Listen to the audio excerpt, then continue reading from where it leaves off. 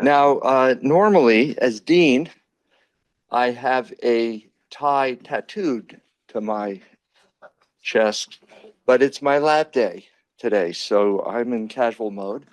And I also I'll be delivering the departmental seminar this afternoon at 4, so I have to leave after I make my comments. I hope um, you will excuse me.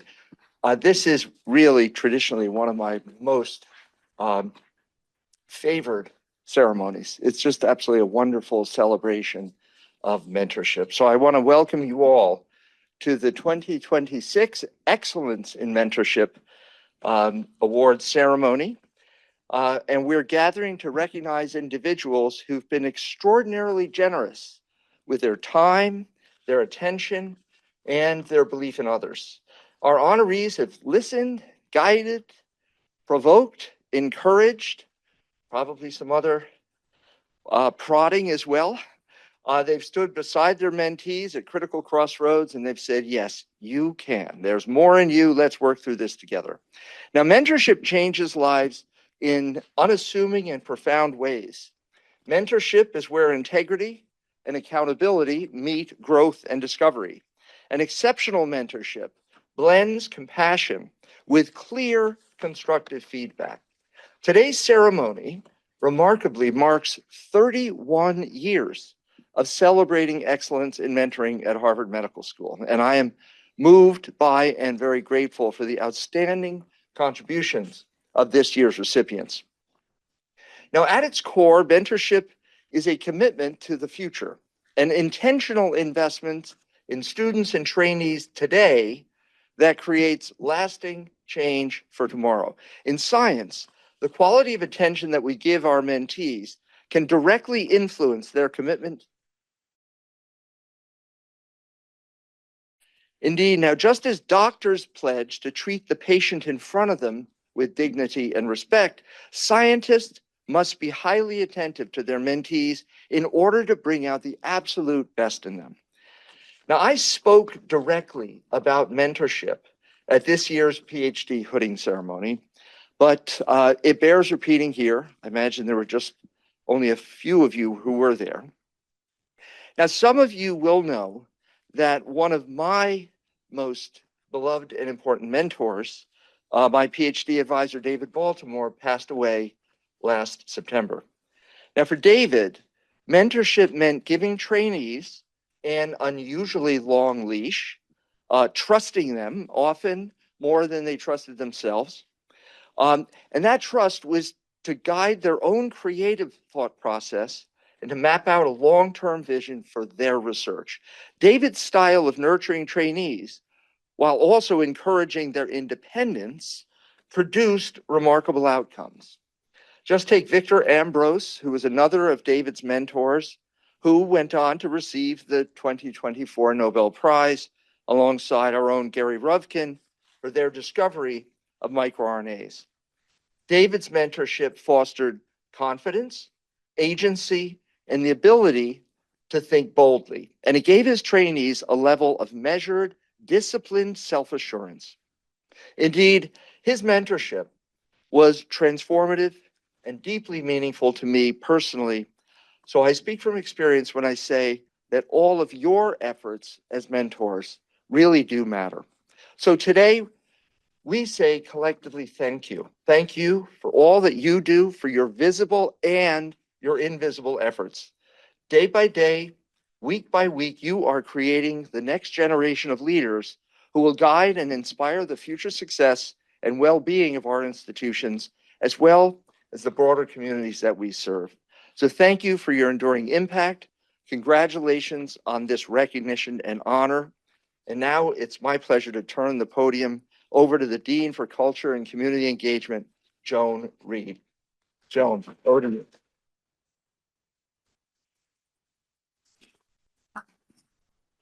Thank you, Dean Daly, and good afternoon. Good afternoon. That was pitiful. That was pitiful. Good afternoon. This is a day of celebration, a celebration for what excellence truly looks like in our environment. Before we get started, I'm going to go over some very quick slides because they set a stage for the kind of culture that we have and that we're trying to move forward in our institution. And the first one is this rules of the road. And it's a way of thinking about when we come together, how we can be a mutually supportive community. And it's remembering that no one's perfect, how we invite others into our conversations, that words matter, that we respect perspectives, putting ourselves in others' place, that there's evidence and there's opinion, they're not the same, and they're not interchangeable, and being open and consider alternatives. These are the rules of the road for our school for how we interact. But I would say for each of the awardees for today, this is how they've conducted themselves, and this is what they have instilled in their mentees, this mutual respect for colleagues. The other thing that we have is a new mission statement for our school: to improve health and well-being for all through excellence in leadership and teaching and learning, discovery and scholarship, and service and care. And with that, we also have a new value statement for our school, and a community value statement that came from all of us coming together, where we talk about collaboration and service, diversity and respect, integrity and accountability, wellness and balance, and lifelong learning. And part of what I want to say to that is the values get instilled in how we interface and interact with each other, how we teach each other, how we mentor each other. And I would say that each of the awardees today exemplifies these values for Harvard Medical School. I'd like to now turn to the awards and give you a little bit of the background on the Mentoring Awards. The Excellence in Mentoring Award was established in 1995, renamed in 1997 in memory of Clifford Barger, who was devoted to a career in bringing out the best in those he trained. The Lifetime Excellence in Mentoring Award was established in 1997, and in 2001 was named for William Silent as a William Silent Lifetime Achievement in Mentoring Award. And for those of you who knew Bill Silent, we're talking about someone with a deep commitment to students, residents, and faculty. And the Young Mentor Award was established in 2005 to recognize faculty members a little bit earlier in their careers who are devoting their time to mentoring others. You know, mentoring benefits not only the mentee, but also the mentor and the institution. It benefits the whole. And for this, I thank each of you who give of your time, yourselves tirelessly, and believe that mentoring is an important and meaningful part of your professional lives. Every year, we ask faculty, research and clinical fellows, and students at Harvard Medical School and Harvard School of Dental Medicine to identify a mentor who has provided sponsorship, encouragement, and support for their own career, as well as for the career development of other colleagues. And I'm pleased to say that with this group for this year, the 2026 awards, we received more than 100, I'll give you more details later, nominations. Important in this, it's not that's one person nominating. Oftentimes the awards, and you've seen them, it's 2, 3, 4 people joining together. This is a community effort. And in the past 31 years since this has started, there have been close to 380 recipients of the award across our community. And this is among thousands of nominations that have come in over time. Before we get to actually giving out the awards, there is another category of awards that I want to talk about here. And I want to bring forward Dr. Elizabeth Klerman, Professor of Neurology and a Scholars in Medicine Fellow within the Hinton Society of Harvard Medical School, to talk about the Scholars in Medicine Award. Dr. Klerman.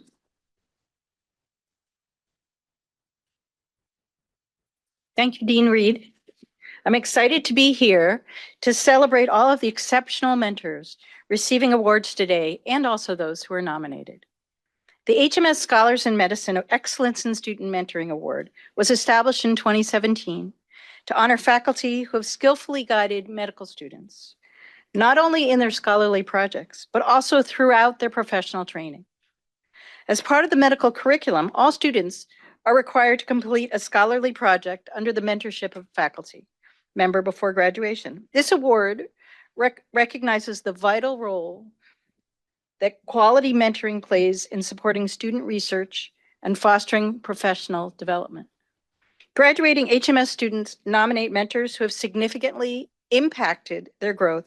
Students describe how their mentor's guidance has influenced their progress, and faculty from the School of Medicine program select the finalists. This process highlights the deep appreciation that students have for their mentors who helped shape their academic and professional journeys.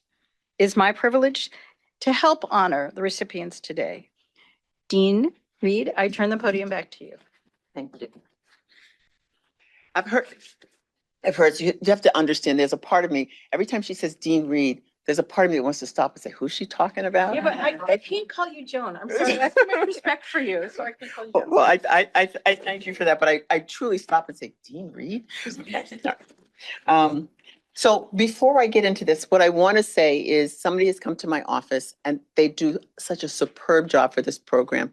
And there is an error in your program book. And I want you to know that we've acknowledged that. Your program book for the 3 Scholars Awards that you see there, they're the awardees from last year.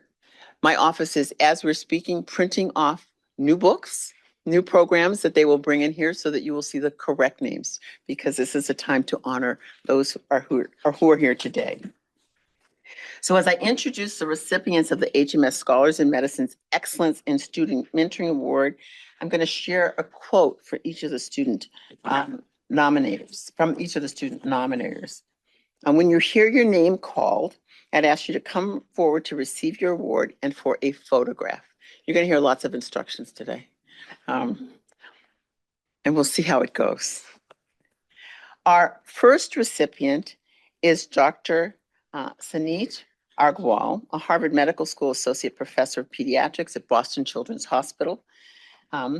Please come forward. See, perfect. We got this. We're starting right. We're starting right. An MD PhD student mentee of Dr. Agarwal remarked, and I quote, "I still remember our meeting to discuss rotating in his lab. Dr. Agarwal spoke with deep compassion about patients suffering from telomere-related diseases, with contagious excitement about the translational science that he was working on. This was the kind of physician scientist I hoped to become. During my PhD, he proved not only inspiring, but deeply supportive." Congratulations.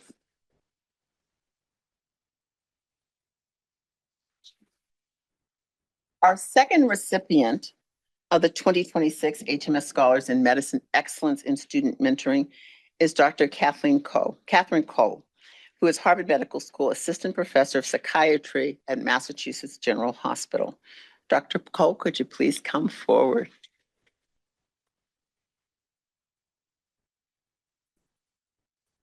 A student mentee of Dr. Koh's stated, "Dr. Koh has advised my creation of the first street psychiatry conference in the US, a journal of the American Medical Association psychiatry manuscript, and other academic projects in the field. She's been incredibly responsive for 4 years, always available to guide extracurriculars or residency selection." Congratulations.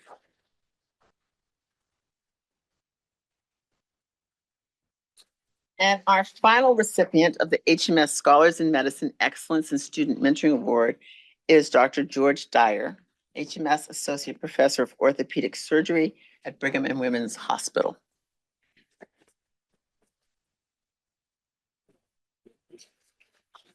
During some of the hardest periods of my life, my mother's cancer, the sudden death of my partner's sister, and family deaths, Dr. Dyer consistently checked in, offering empathy, steadiness, and grace. His unwavering presence during these moments made me feel seen and supported in a way that went far beyond traditional academic mentorship. Congratulations.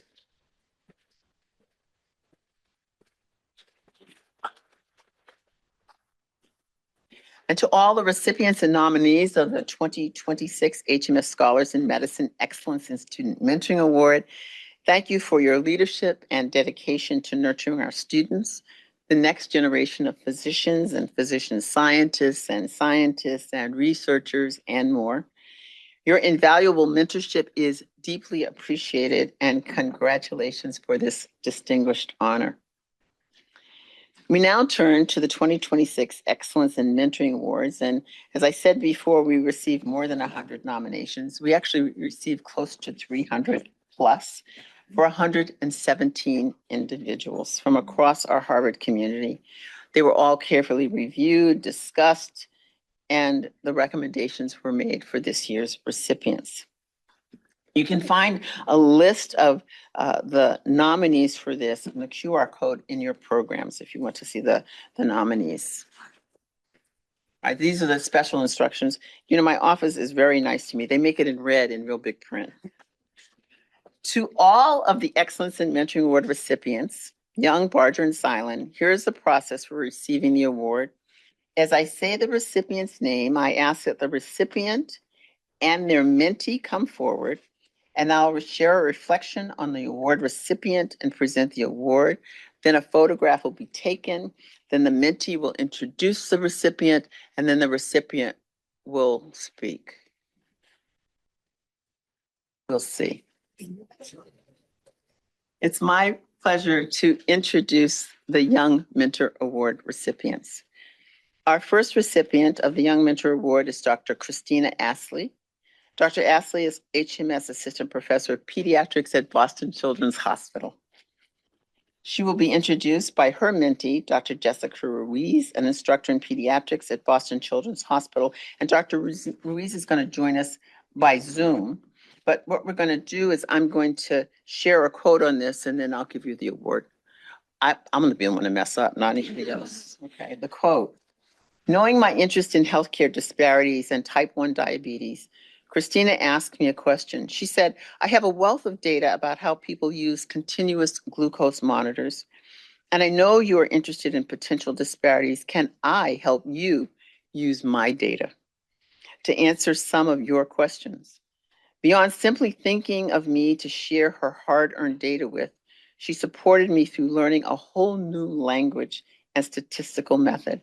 To me, this is the ultimate mentor sacrifice. So let me give you the award.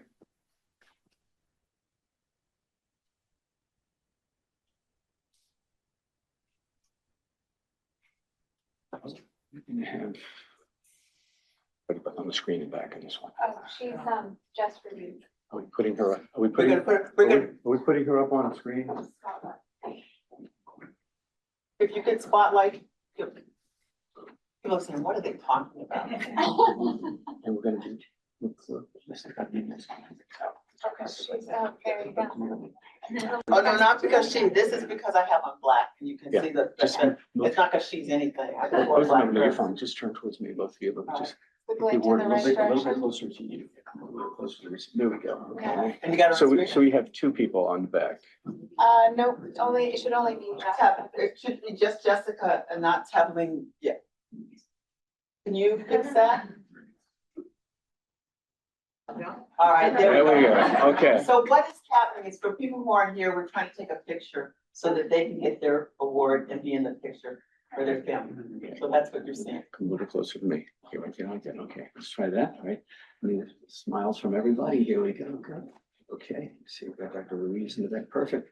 Here we go. Big smiles from everybody. 1, 2, 3. Good. I do. Great. Thank you. Good job. Now you have the podium. Okay.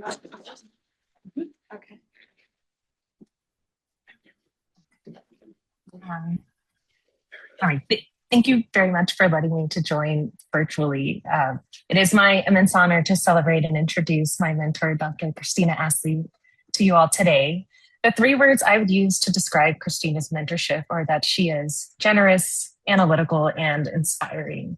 Christina is incredibly generous and selfless with her time. She has dedicated countless hours teaching her mentees new technical skills and providing really insightful feedback on all of our paper and grant writing. She provides ample time for support and advice as it's needed. Christina has a brilliant analytical mind, which she uses equally to model the pursuit of rigorous data analytics and to deftly identify the exact needs of her mentees in our career development and our scientific direction. But most of all, she is inspiring in her accomplishments and the resilience that she has demonstrated in the face of challenges.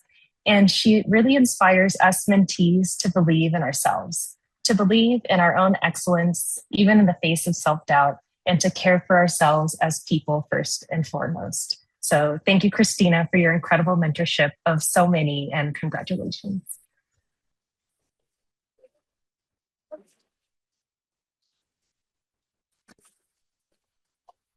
I'm sorry, I might be a little verklempt with that one. So I just want to say thank you to the organizers and supporters of the OCC and of the Young Mentor Award and this celebration. Your commitment to recognizing those who prioritize the development and success of the next generation of physicians and scientists, myself and all the nominees included, speaks volumes about the value HMS places on the work of mentors at all career stages. Of course, I would not be here without the many amazing mentors that I've had throughout my life whose voices continue to guide me. I would like to thank my research advisors, clinical mentors, teachers, athletic coaches, and most especially my parents and family who impressed upon me many, many times the importance of curiosity, generosity, and self-reliance. And to my mentees, I am honored by your nomination for the HMS Young Mentor Award. When I was little, I knew when I grew up that I wanted a job that involved helping others. Little did I know what I know now as a grown-up, that the kind of helping that brings the most fulfillment and feels the least like work is helping a mentee. I'm very grateful to have had the opportunity to be a part of your careers and lives over the years. Thank you for sharing them with me.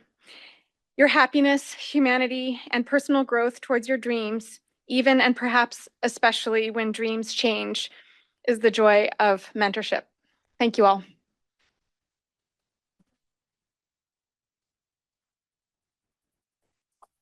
Congratulations, Christina. Our next recipient of the Young Mentor Award is Dr. Alejandro Bertole, HMS Assistant Professor of Radiation Oncology at Massachusetts General Hospital. Did I pronounce it correctly? Bertole. Thank you. He will be introduced by Dr. Victor, all right, I'm gonna say it, Viadolid?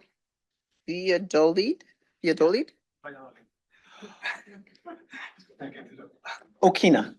Yeah. Thank you. Dr. Okina, a research fellow in radiation oncology at Massachusetts General Hospital.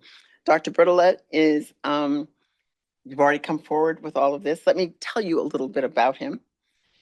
We are a group of postdoctoral fellows, a visiting trainee and a junior assistant professor. What truly defines Alejandro's mentorship is how genuine it is. He protects his trainees when they face difficulties, celebrates their wins, and encourages them to dream bigger. His door is always open and his feedback is always honest. He's built a lab where people feel both challenged and cared for, and where success is shared. Each of us has a slightly different story, but the message is the same. We would not be where we are today without his guidance and support.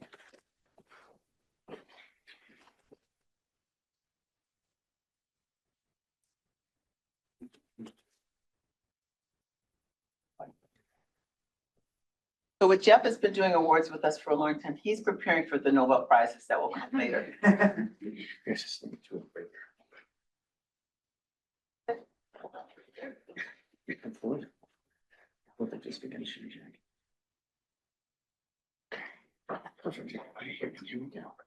All right, everyone smiles. Nice. See. Very nice. Final movement here. Okay, there we go. Thank you.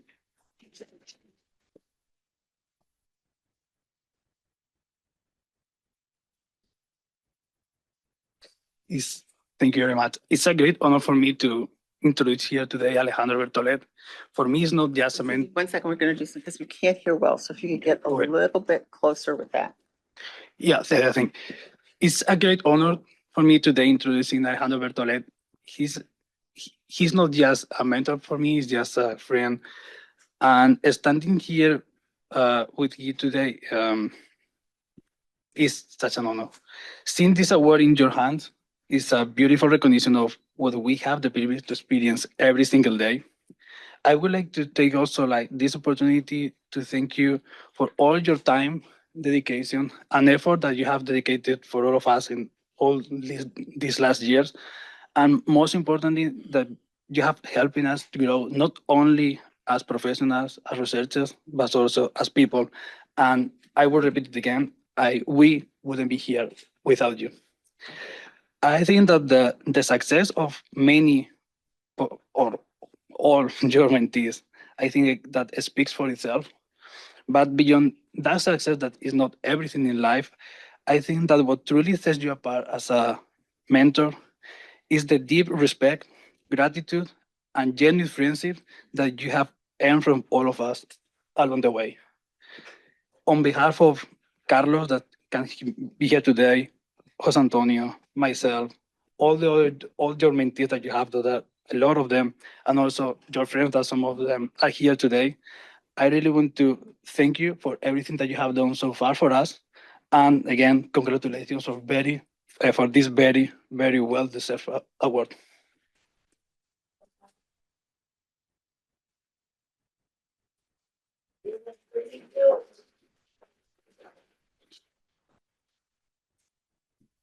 Thanks a lot. I mean, I wasn't expecting that. So standing here today really feels like a miracle to me. I come from a humble family in the south of Spain. I did not come from privilege or from a place where academic careers were obvious or close. But I was lucky. My parents were both elementary school teachers. They gave me a good education and with it the chance to use whatever talent I had. And I was doing well. But then when I was around 25, my mother, after a long battle, died of cancer. And everything fell apart and I went to a very dark place. And I was able to come out of that just because I had friends and extraordinarily kind people, real mentors who carried me when I could not carry myself. So I think a lot about what we owe to all the people who help us survive. And for me, the answer is simple but powerful. You just pass it forward. You pass it forward. That's what I try to do as my career has brought me here today. I have to be generous I try to be generous with my time and my effort. Mentoring for me is exactly that. It's a chance to share what I've learned, what I've struggled with, and what kept me going. And I'm very lucky to have mentees who let me be part of their path. And I try to honor that trust every single day. So my message is simple. Don't get distracted by the titles, by the institutions, hierarchy. Everybody can be a great mentor if you just try to be nice to people. And that's what really matters, since we never know who's suffering around us, who's struggling, or who needs someone to believe in them and get them from that dark place. So perhaps they can end up speaking here and receiving an award from Harvard one day. Thank you for this incredible honor. Thanks.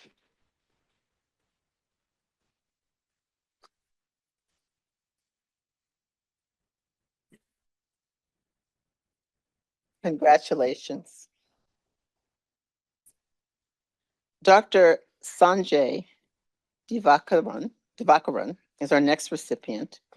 Dr. Divakaran is a HMS Assistant Professor of Medicine at Brigham and Women's Hospital and Massachusetts General Brigham, and will be introduced by Dr. Maria Pabon-Porras, HMS Instructor in Medicine at Brigham and Women's. And as I'm doing this, a quote about Dr. Divakaran. I've known Sanjay for nearly a decade. First as my chief resident during internal medicine residency, and then as my research collaborator and mentor in cardiovascular imaging. And now as a senior faculty leader whose guidance continues to shape my career and the careers of many others. Sanjay is a rare mentor. He invests deeply in others' success, advocates for us in rooms we are not in, and creates a culture of generosity and mentorship across the division. The respect and trust he commands from trainees and faculty alike speaks to his long-term commitment to developing others and to his unwavering integrity.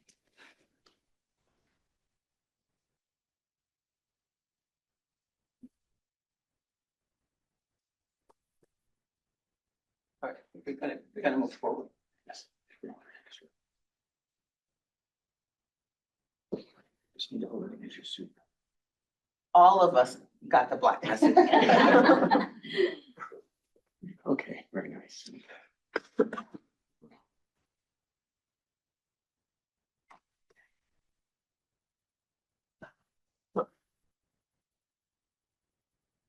One more. Okay. I think I got it. Let me see. Can somebody get me some water, please?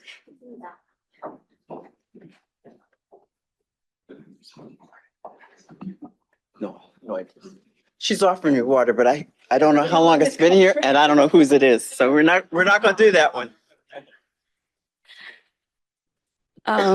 Well, it is my great honor to introduce Dr. Sanjay Divakaran on behalf of many of his mentees whose career and lives have been positively shaped by him. I was going to start with all of Sanjay's titles, but those titles only tell part of the story. He was HMS trained, so he trained here. He also did his residency at the Brigham and his fellowship at the Brigham, and he remains here after all of these years. But all of those titles only tell a part of the story. And although I have the honor of introducing Sanjay today, it felt unfair for me to not include the voices of just a few of the many people he has mentored. So I went around and asked people to share a few highlights for me to bring to this group. One junior faculty member described him as part advisor, part sponsor, and always a role model. Someone who advocates for his mentees in rooms when they're not in, and whose belief in them makes the next step feel possible. A second-year fellow said something that captures Sanjay perfectly. He is the kind of mentor who never misses the opportunity to teach, but who is also deeply protective of your time. The person who wants you to learn, but also wants you to go home, rest, and be present in your life. A junior faculty at MGH described Sanjay as the mentor you call when facing an important decision because he has a remarkable ability to listen, discern what matters most to you, and help you navigate the right path forward.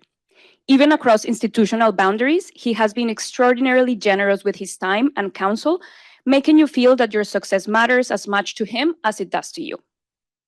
For me, Sanjay has been a mentor since my very first day as a fellow at Brigham and Women's.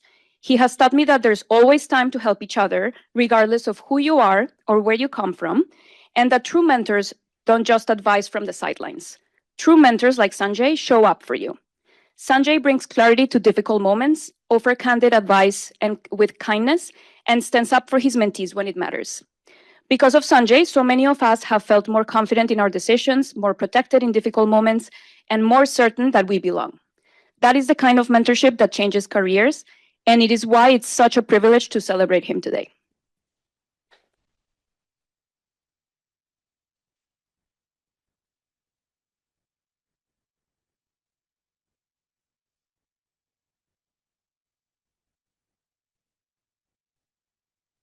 Thank you, Dr. Reed and Dr. Pabon. I am deeply honored to receive this award. I want to thank my first mentors, my parents, who taught me two of the most important tenets of mentorship: be kind and be generous. Thank you to my wife, Pio. Without her mentorship, I would not have made it through my night float cardiology rotation at the Brigham 14 years ago. Thank you to my mentors from MIT, HMS, and the Brigham, some of whom are here today, either in person or online. You've taught me by example. You hold yourselves to such high standards in everything you do, but particularly in being the gold standard of mentorship. And finally, and most importantly, thank you to my mentees. You have given me two of your most precious resources, your time and your trust. I will work every day to ensure I am making the most of them. Thank you all very, very much.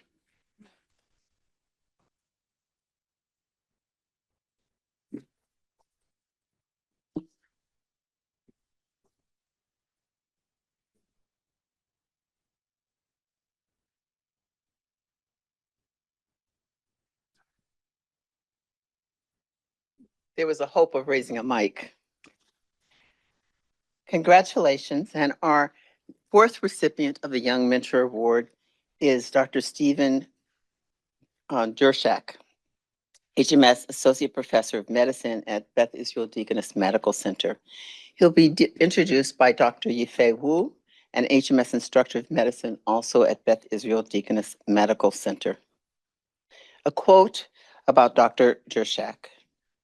One of the most impactful parts of Stephen's mentorship is how he links scientific rigor with growth, modeling critical thinking, communication, and balance between productivity and thinking about the ways work can make a meaningful societal impact.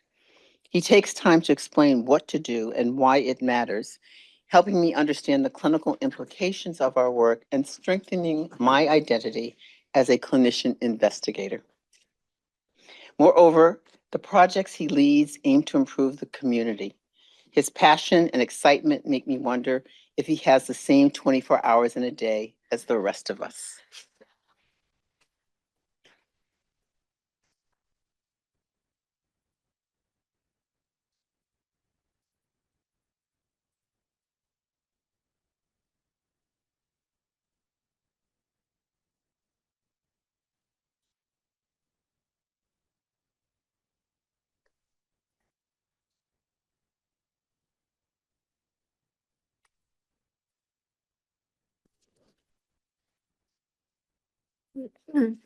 It is my great honor to introduce Dr. Stephen Jershak for the HMS Young Mentor Award.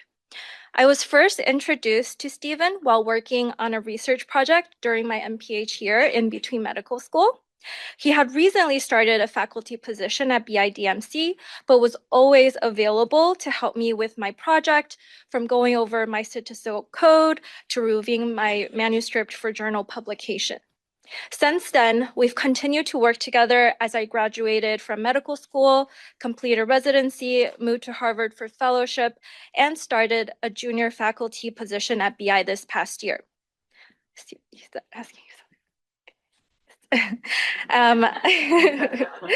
Along the way, I've met and collaborated with many other students and trainees who Stephen has graciously taken under his wing. He is someone who mentees can always count on to help us pursue our interests, expand our knowledge and skills, and be the beacon of support that is so vital to have during training. The fruit of that dedication is evident in the accomplishments of the 60-some trainees that Stephen has mentored to date, including over 70 peer-reviewed publications and even more conference presentations. So thank you, and please join me in welcoming Dr. Jershak to give his remarks.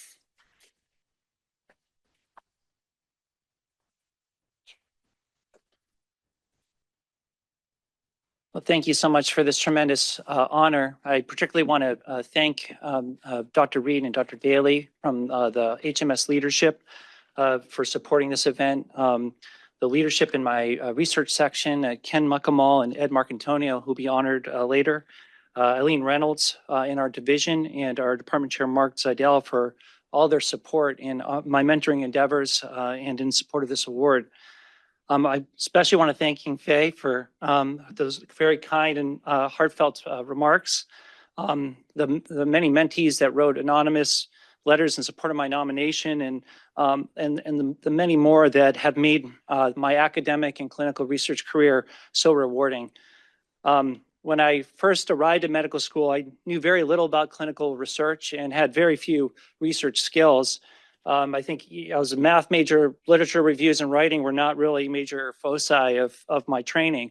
Nevertheless, one of my first mentors, Pete Miller, who's a general internist, he later told me he usually got the students that didn't have a lot of strengths to speak of.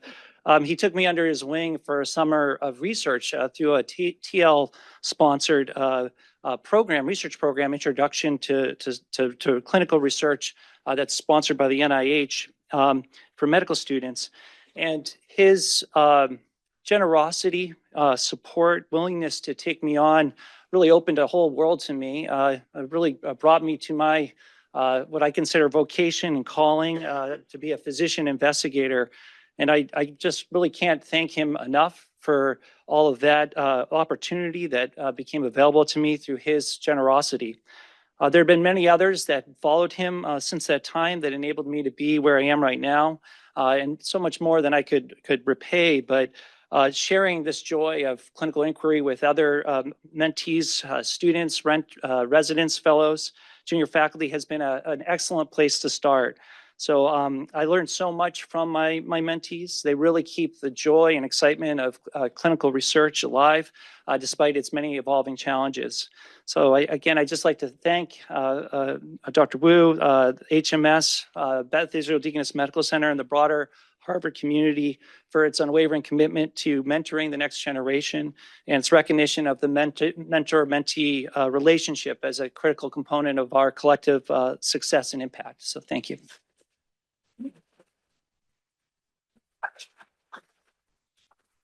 Congratulations. Dr. Helen Burton Murray is our final Young Mentor Award recipient. She's a Harvard Medical School assistant professor of both psychiatry and medicine in the Department of Medicine and the Division of Gastroenterology and Department of Psychiatry at Massachusetts General Hospital. Although Dr. Burton Murray is unable to be here today, Dr. Christopher Velez will introduce and accept the award on her behalf. And Dr. Velez is joining us by Zoom. He's a Harvard Medical School assistant professor of medicine at Massachusetts General Hospital. So before I hold this award up to you, I'm going to, well, actually, I'll do this first. Can I have the one for?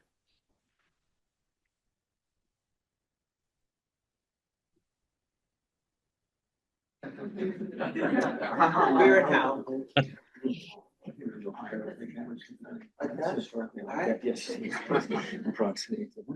Okay, and I get this one. Okay, here we go. Smiles. Okay, you do another one. Lower it. Okay, that's better there. Like I'll try that. All right, smiles. Doctor in the back. Smile from everyone. Dr. Velez, smile. Okay, good. All right. 1, 2, 3. Thank you. You're on camera. Dr. Velez, turn it over to you. Thank you for allowing me the opportunity to introduce you all to Helen Burton Murray, and we both apologize for not being able to be there in person today. Dr. Helen Burton Murray is a pioneering psychologist whose work at the intersection of neurogastroenterology, brain-gut interactions, and feeding behaviors has advanced our understanding of how biological and behavioral factors shape health and disease. She's an NIH-funded researcher and holds equal appointments in the Department of Psychiatry and the Department of Medicine, in part referencing her trailblazing career. Through innovative research and interdisciplinary collaboration, she has helped to bridge the fields of psychology, psychiatry, and gastroenterology, improving both scientific knowledge and patient care. As one of Dr. Helen Burton Murray's mentees, I've had the privilege of experiencing firsthand one of her greatest strengths, that of being a devoted mentor. She combines scientific rigor, generosity of time, and in creating an environment where trainees from diverse backgrounds are challenged, supported, and empowered to grow into independent investigators and clinicians. She has been pivotal in my first few years as a member of faculty at MGH and HMS, and she, among all the recipients today, is a very deserving awardee. Thank you.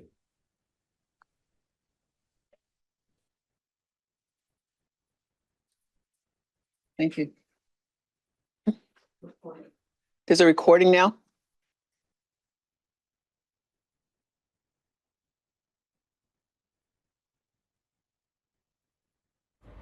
Hi, I'm Helen Burton Murray. I'm sorry that I couldn't be there today to celebrate with you all. I'm traveling for work this week.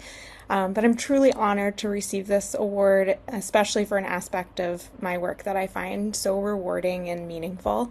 Mentoring is one of the things that I value most, whether it's helping someone solve a challenge or learn something new, or maybe take new steps in their career. And this recognition is definitely a reflection of all of my mentors who have been incredibly invested in me over the years and honestly have shaped how I work work with and mentor others. And I'm so grateful for those who nominated me for this award. We all learn different things from different mentors, so it's rewarding to know that I have been able to contribute in a meaningful way to others and their careers. Thank you, and enjoy the celebration.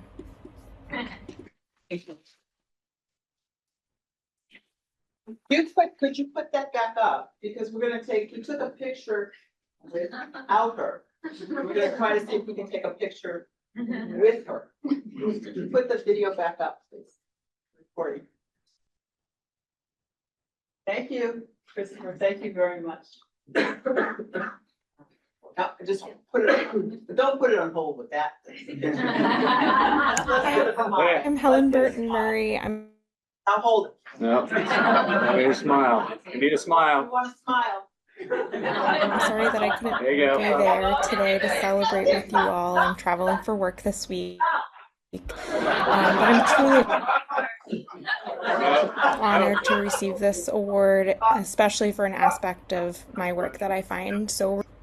Hi. All right. All right. You got it. This is better. Oh. But we had it. We had it. What are you doing? Stop.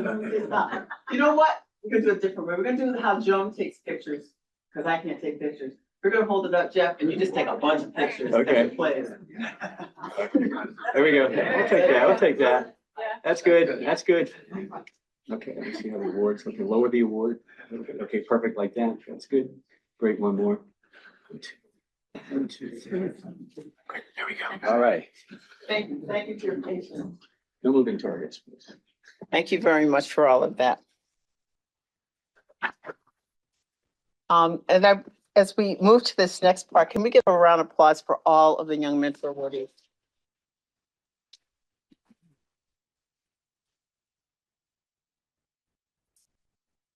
So it's now my pleasure to present the A. Clifford Barger Excellence in Mentoring Award. Dr. Barger devoted his career to bringing out the best of those who studied, trained, and worked at Harvard Medical School. He believed that mentoring serves those who are mentored as well as those who mentor. And former mentees of Dr. Barger can be found in almost every medical school across the United States and many countries throughout the world. Our first recipient of the A. Clifford Barger Excellence in Mentoring Award is Dr. Hermione Amono, HMS Associate Professor of Psychiatry at Brigham and Women's Hospital, Mass General Brigham. Dr. Amono will be introduced by Dr. Lisa Gudenkoff, HMS Faculty of Psychiatry at Brigham and Women's Hospital. A quote as you're coming forward. From our very first meeting, Dr. Amono's warmth, encouragement, and genuine investment in my growth were immediately evident. She took the time to understand my interests and thoughtfully identified ways to help me advance my career by developing my research skills and experience. Dr. Amono really listened to my research interests. She then welcomed me into her research lab and empowered me to lead an independent project examining physical activity levels in the hematopoietic stem cell transplantation population. Throughout the process, she struck the perfect balance between guidance and autonomy, encouraging me to take initiative while remaining a steady presence to help me navigate challenges. Her mentorship was both responsive and realistic. She understood the time constraints of residency and proactively coached me in identifying resources and collaborators. This enabled a first author publication during residency.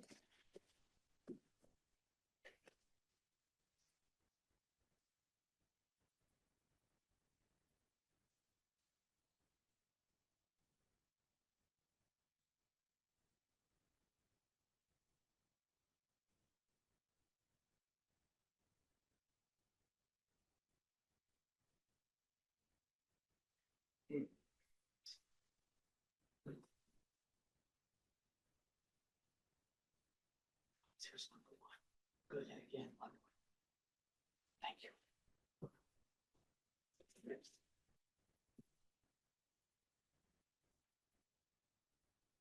Good afternoon. Can you hear me all right? Okay. It is my great privilege and pleasure to introduce Dr. Amono.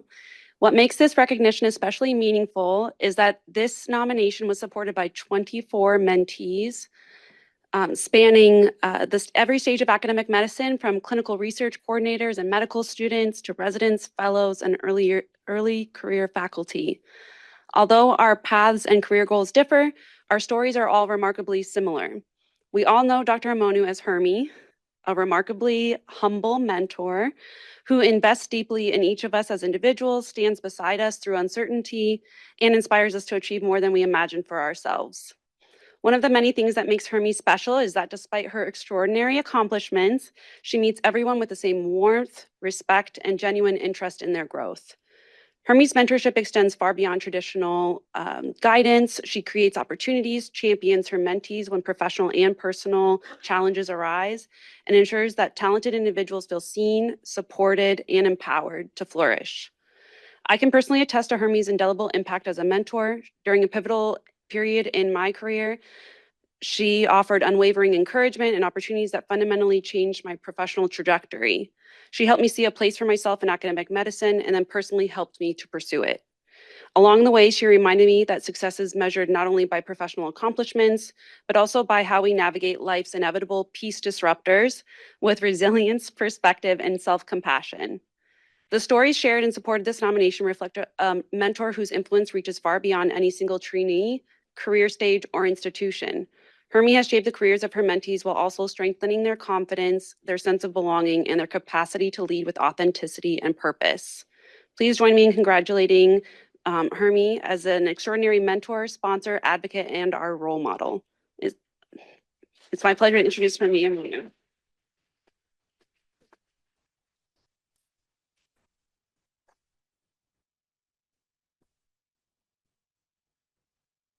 So I am completely humbled to receive this Barger Award, and I'm incredibly grateful to all my mentees, including Lisa and the many others who really worked tirelessly to put together this nomination. I'm also grateful to Dean Reed and your team for putting together this really beautiful and inspiring event. I also want to thank God, my family, my husband Edwin, and Grandma Debbie, who is here with me today. Thank you so much for being a grounding force. So all the meaningful opportunities to come alongside others over my time here at Harvard Medical School, from college students through junior faculty, has been deeply rewarding. So when I reflect on the arc of my career, since I was a medical student here at Harvard and even before, one theme that really comes up is this South African principle of Ubuntu, which really highlights the fact that a person is who they are as a reflection of the communities that they are part of. And I can confidently say that I am here with you today because of the generosity, and I mean real generosity, of many, many individuals and mentors spanning across institutions, states, and even countries who have contributed significantly to my personal and professional development. So the opportunity to mentor is really a very small way of paying it forward, as we are reminded in the book of Luke 12:48, which tells us that to whom much is given, much is required.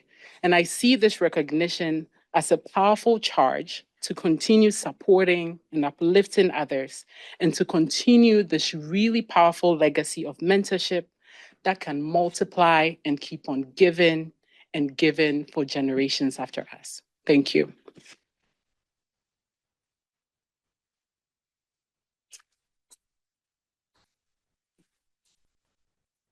Congratulations. Our second recipient of the A. Clifford Barger Excellence in Mentoring Award is Dr. Irene Gobriel, Professor of Medicine, Senior Vice President for Experimental Medicine, and Director of the Center for Early Detection and Interception of Blood Cancers at Dana-Farber Cancer Institute. Dr. Gobriel will be introduced by Dr. Elizabeth O'Donnell, Associate Professor of Medicine, also at Dana-Farber Cancer Institute. I quote, "Beyond mentoring, Irene is an extraordinary sponsor. She actively advocates for her mentees in high-stakes settings, whether by nominating them for talks, introducing them to potential collaborators, or recommending them for career-defining opportunities. She encourages us to present our work frequently, treating scientific communication as a skill that requires deliberate training. She dedicates time to refining our presentations and ensuring we have opportunities to present to the larger community. Her commitment extends beyond words. She supports our attendance at major conferences, often providing funding or sponsorship so that trainees can participate.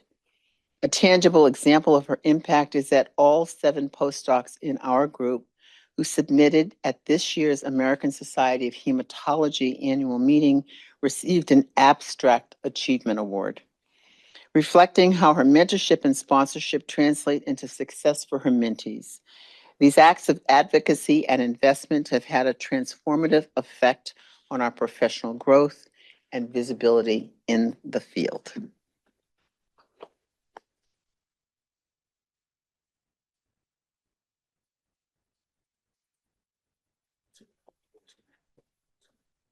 Dr. Reed's. Oh. So it's gotta be. Oh, it has to be there. We're gonna move on. Come up here. All right. And we're looking for black. And All right, the thank award you. is the award is leadership. So I'm- Do you want me in the middle? No, you're famous.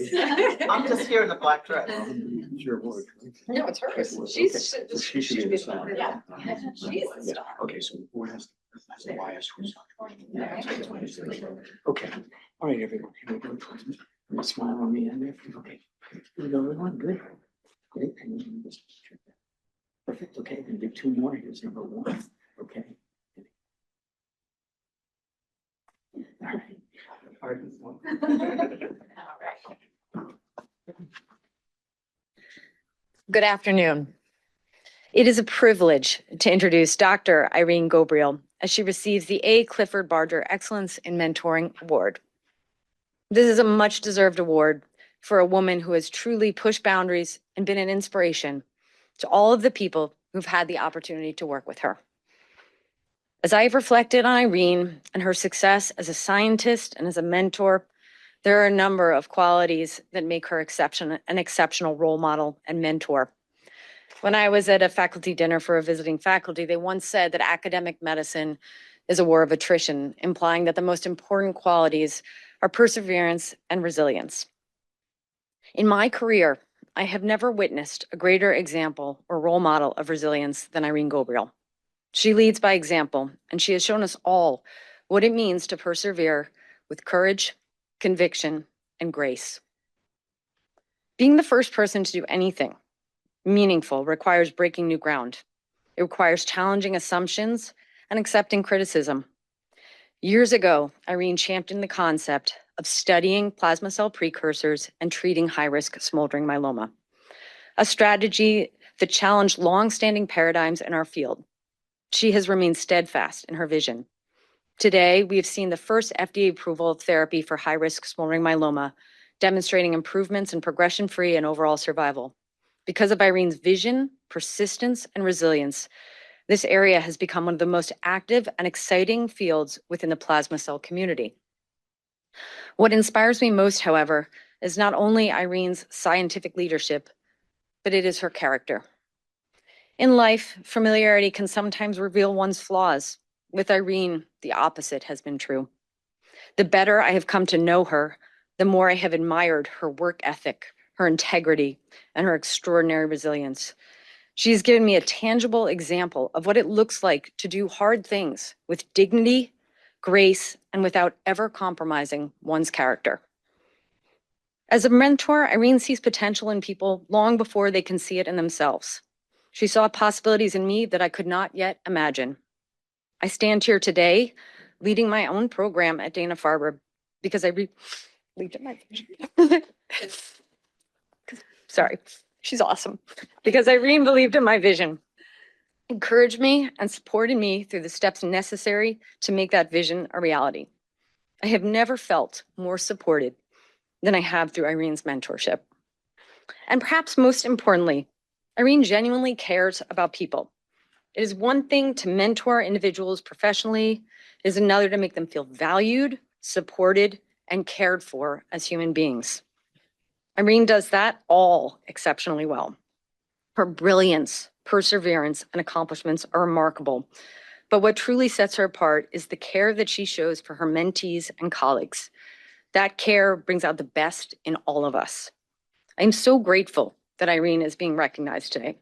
Her success is built not only on extraordinary achievements, but also on countless small acts of generosity, encouragement, and leadership that have changed the lives of so many people.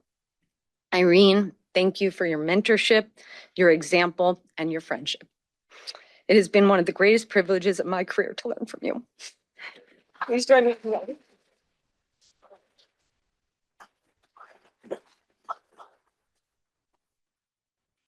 All right, we're not supposed to cry. Well, thank you very much for this honor, Dean Reed and the Harvard Medical School for this recognition.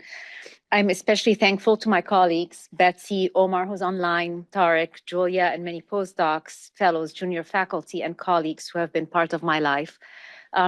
This award is particularly meaningful because mentorship has been one of the most rewarding parts of my career.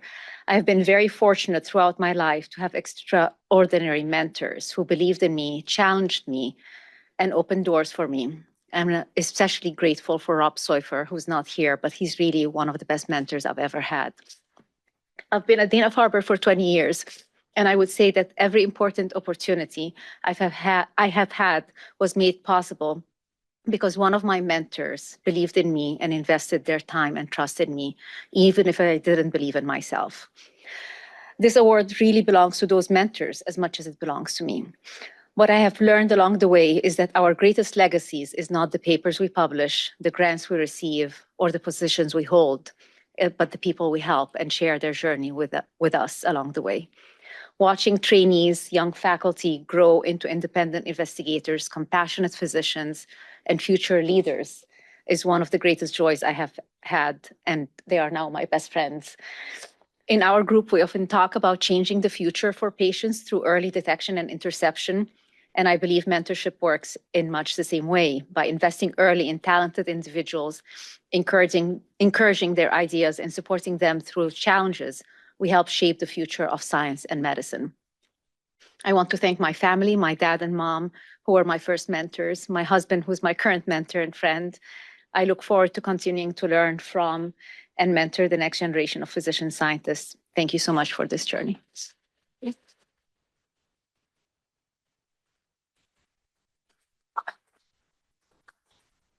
Congratulations.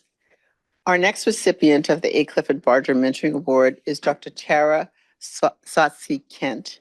Dr. Kent is a Harvard Medical School Associate Professor of Surgery at Beth Israel Deaconess Medical Center. And Dr. Kent will be introduced by Dr. Scott Fligger, a clinical fellow in surgery, also at Beth Israel Deaconess Medical Center. And I quote, "For more than a decade, Dr. Kent has exemplified the quiet, steadfast mentorship that sustains an entire training program. Under Dr. Kent's leadership, our residency has become a community defined by collegiality, inclusivity, and genuine well-being. Her advocacy has resulted in innovations that prioritize residents' personal and professional growth, flexible research schedules, wellness initiatives, and individualized pathways that accommodate evolving goals. The environment she has cultivated is reflected in measurable outcomes. A remarkably high number of married residents who start families during training, and an equally striking proportion of minoritized residents and international graduates who thrive, both exceedingly rare achievements in surgical education. Dr. Kent's mentorship extends far beyond policy. She invests deeply in individuals, combining rigorous academic guidance with unwavering personal advocacy."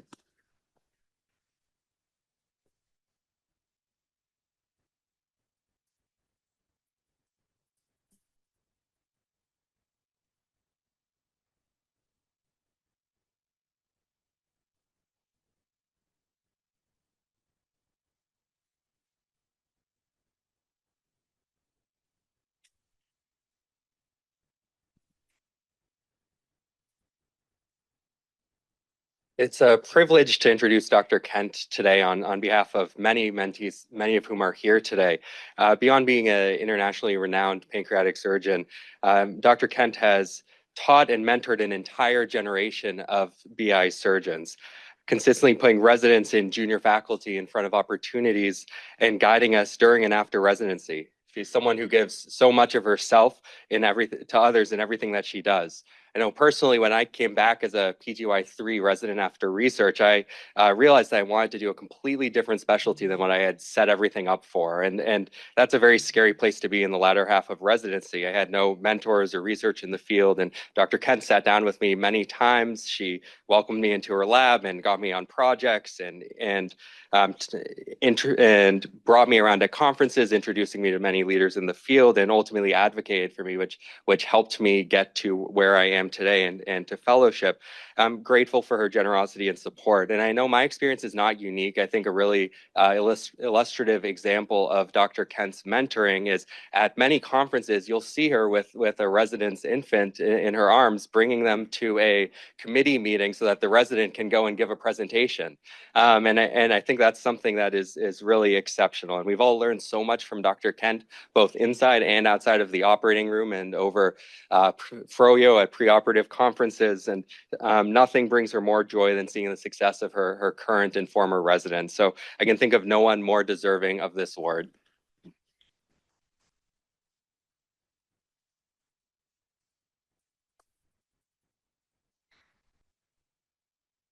Thank you, Scott, for your very nice words. That means a lot. And thank you so much to Dean Reed and the OCCE and to those who nominated me for this extremely meaningful award.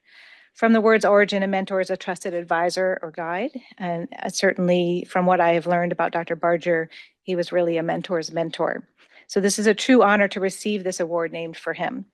To be recognized as a mentor captures what is most central to me as a surgeon educator, but which is often under-recognized by those who are either not educators or not surgeons. So I'm very grateful. Even better to celebrate this award with my BIDMC and HMS friends, many of whom are here today.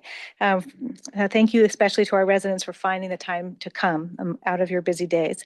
I've been very lucky to have been supported professionally by very many, but I would especially like to thank Dr. Chaikoff, who is here, who has supported my efforts to grow as a surgeon and as an educator now over many years. Although I always wanted to be a residency program director, I did not even consider myself worthy and would not have submitted my name in consideration for this role that I have cherished for so long had it not been for his encouragement. So I would be remiss if in accepting an award for mentorship, I did not also know that I myself have benefited enormously from my own mentors, from Dr. Chaikoff, and as well as from the mentorship of my longtime clinical mentors, Dr. Callery and Volmer and Rebecca Minter, whose wisdom and skill have supported my own growth in our field of pancreas surgery, while at the same time showing me by their example how to be an exceptional mentor. I'm really only one member of our team at BIDMC, and it does truly take a village to provide top-notch clinical care like we are always striving to do, while also mentoring others from the student level to residents to junior faculty. And although I'm the one receiving this award today, I would really like to recognize my partners, Dr. Sarpel and Mavi, as together we really focus in our division on the mentorship of our trainees at all levels. Guiding and mentoring our trainees is a profoundly and multiplicatively impactful opportunity, and one that I cherish every day. It is a privilege to watch them grow as surgeons from interns to chief residents and beyond. And knowing that they then can graduate and move on to surgical careers where they too will impact the lives of countless patients and of students and residents adds to my motivation to mentor and highlights the critical importance of mentorship in surgical education. They'll make their own paths, but I hope and I always tell them, please remember, we are here to take your calls and questions at any hours of the day or night. There's really something unique and so special about our surgical family and heritage that really every surgeon can understand. Thank you finally to my family. My husband, who's also a surgeon, is here today. I've been very lucky to have a loving family, starting from my parents who always focused on education and said that education is the most important thing, to my husband and children, and my sister who've supported my goals and cheered me on in every step of the way, even when that has meant many late nights working and also taking on this mentorship work. In the end, what I think is really most important is the continuity of learning from our mentors how to mentor so that each of us can pass it on. It impacts our community and our learners and also, and importantly, our patients in the end. Thank you very much.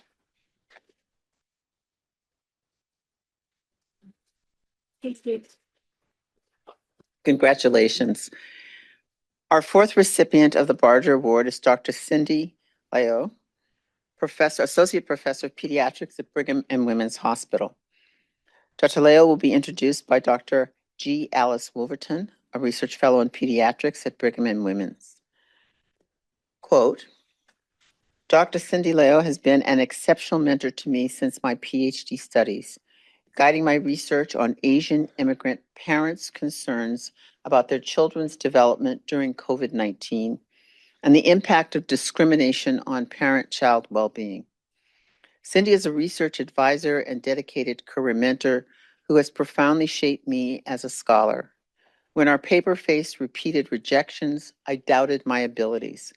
Her steady encouragement transformed my confidence and taught me to revise manuscripts thoughtfully and remain resilient throughout the research process.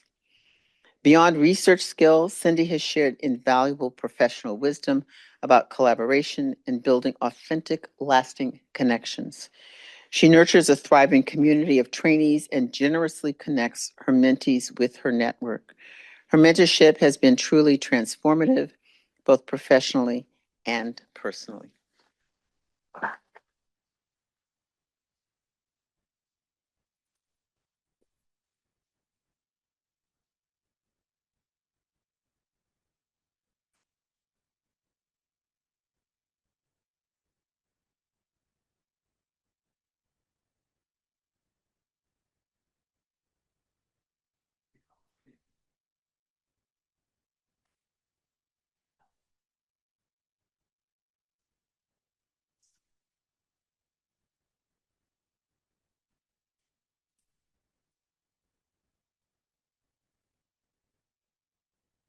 It is my honor today to introduce my mentor, Dr. Cindy H. Liu. Cindy has formally mentored over 53 mentees, ranging from high school students to fellows and faculty members. The breadth of her mentorship experience is impressive, but what her mentees say about her is even more striking. First, we describe a mentor who returns detailed, incisive feedback and is a transformative teacher. One now tenure-track faculty member credited Cindy's feedback on everything from posters to grant applications as the foundation of his career. Second, we describe a mentor who believes a lab is a community, not just a workplace. Cindy hosts dinners at her home, throws farewell gatherings, and celebrates us when we grow our families. She has built a lab where we truly feel seen beyond our work.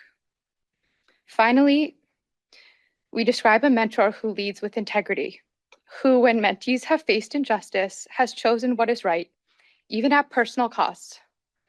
That kind of moral courage is rare, but it's who Cindy is. It is no surprise to everyone who knows Cindy that she is receiving this prestigious award. Now, please join me in welcoming Dr. Cindy Liu.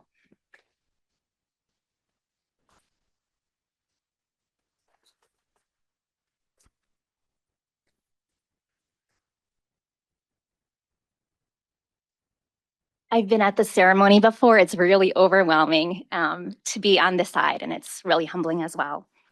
I stand on the shoulders of wonderful mentors. Think of the late Larry Seidman from BIDMC, Terry Ender, Helen Christo, David Silberswag from the Brigham, Hayden Jaffe, who's now at BIDMC, and countless others, including collaborators and peers whom I admire and emulate every day. They've given me very concrete examples of how to be generous, forgiving, and to look for the potential in myself and in others. To be honest, this is just half the story. And the reality is that I have encountered other types of mentors that were simply not very nice. They do exist. And what they do is make people feel like they don't belong. And I still remember how that felt. And I think about that more now because it's genuinely hard to be a trainee today.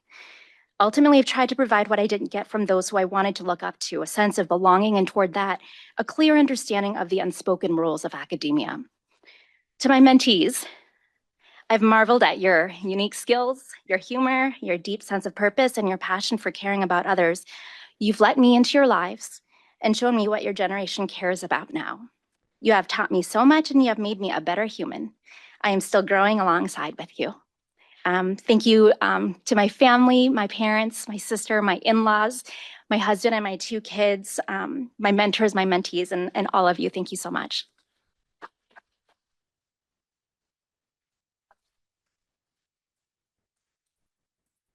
Our final Barger Award recipient is Dr. David O. Williams, Harvard HMS Professor of Medicine Emeritus. He will be introduced by Dr. Alice Kim, HMS Instructor in Medicine from Brigham and Women's Hospital.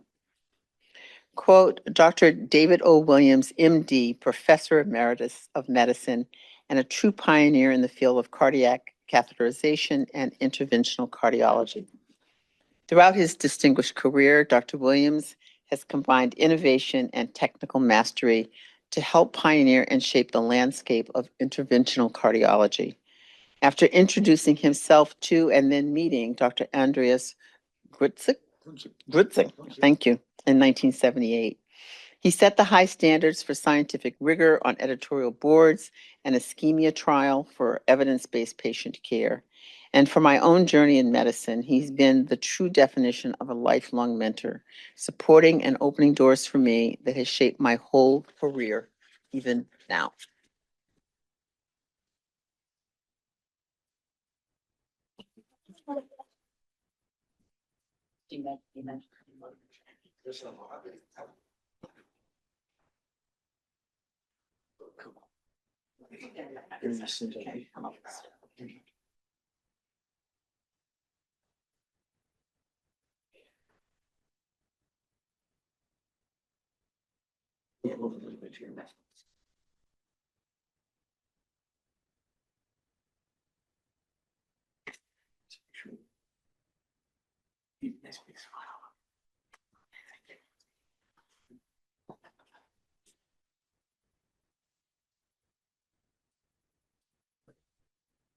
Thank you.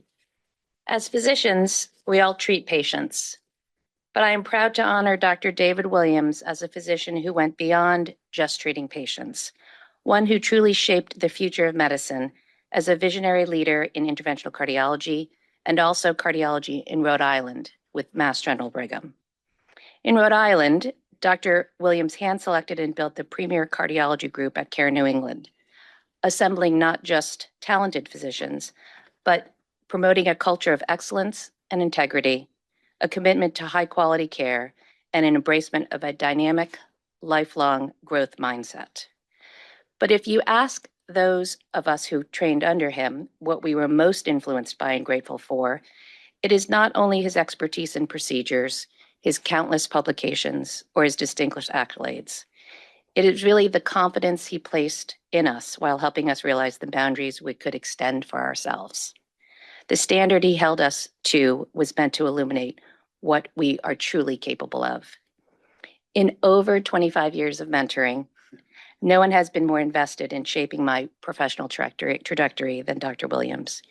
He expertly facilitated a new position for me in the Brigham and Women's Valve Clinic starting in 2010, which fundamentally helped me develop unique clinical, organizational, and system-wide management skill sets, and has allowed me to now direct and lead many structural heart teams across the state. Dr. Williams, you did not just train cardiologists. Your legacy is influencing generations of physicians and providers who are building programs and leading healthcare. So with immense pride and deep, deep gratitude for your excellence and mentorship, thank you for always believing in me.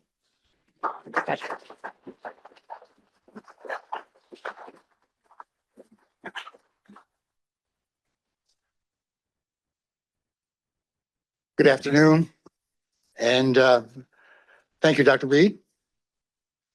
So I'm going to start off by first acknowledging several individuals who are significantly responsible for me to receive this award. First, Dr. Alice Kim, of course. I've been fortunate to know Alice since she was a medical intern. She's an outstanding physician, a super mom, and a very good friend. Thank you again, Alice. Second, Doctors Murli Raman, J.L. Liu, Bruce Copeland, and PAs Wayne Boyer and Karen Steinmetz, who provided letters on my behalf to receive this award. Thank you also. Third, there are several individuals that have provided support and leadership for me throughout my career. Len Schwartz sat next to me in 9th grade and continues to be close even though we're 3,000 miles away. Dr. Stephen Mark, my roommate in medical school, the real best man at our wedding, and close friend since medical school. Dr. Aaron Singh, an incredibly gifted cardiac surgeon who supported me during the earliest days of coronary angioplasty, whose company I still enjoy. Dr. Dale Adler. Dale is a leader and super physician at Brigham and Women's Hospital.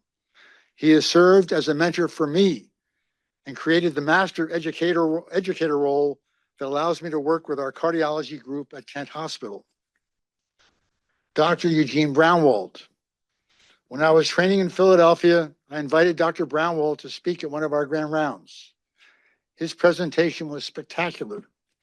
Little did I know that then I would have the opportunity to work side by side with Dr. Brownwald in creating the TIMI trials, investigational studies that have provided the basis for treating patients with acute coronary disease. Dr. Brownwald was a real mentor for me. Nothing I've accomplished could have been possible without the support of my family, sons David and Glenn, daughter Beth, and especially my wife, Carol. Carol is a nurse by training, unselfish. She knows when others, including me, require help, and she responds to their needs promptly. Thank you, Carol. I love you. Finally, please consider this. If you do something well, share it. Stimulate and assist others. Teach. Be a mentor. Thank you.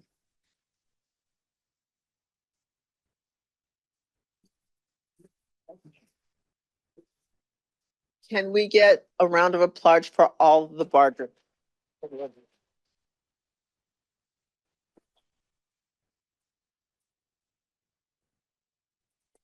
Dr. William Silen set a model of excellence during his many years at Beth Israel Hospital and Harvard Medical School by example of his work as an educator, mentor, clinician, researcher, and academician.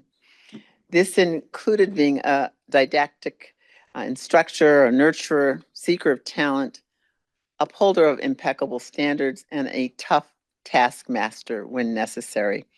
He was also a compassionate listener and a dedicated to patients at all times.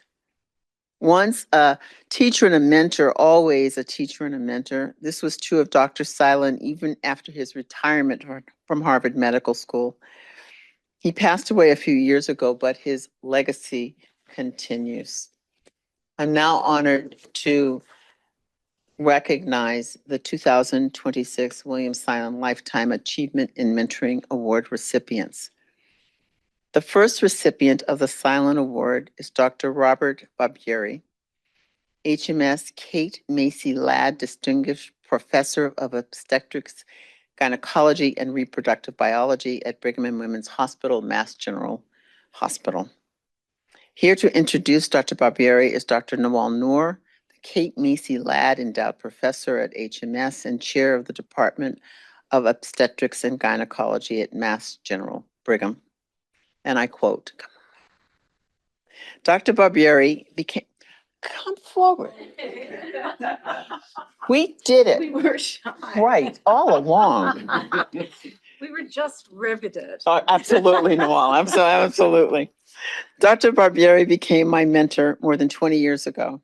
Being a foreign graduate woman, immigrant, supporting a family and raising two small children, when I started my career at BWH, I needed a mentor's guidance and advice in many areas.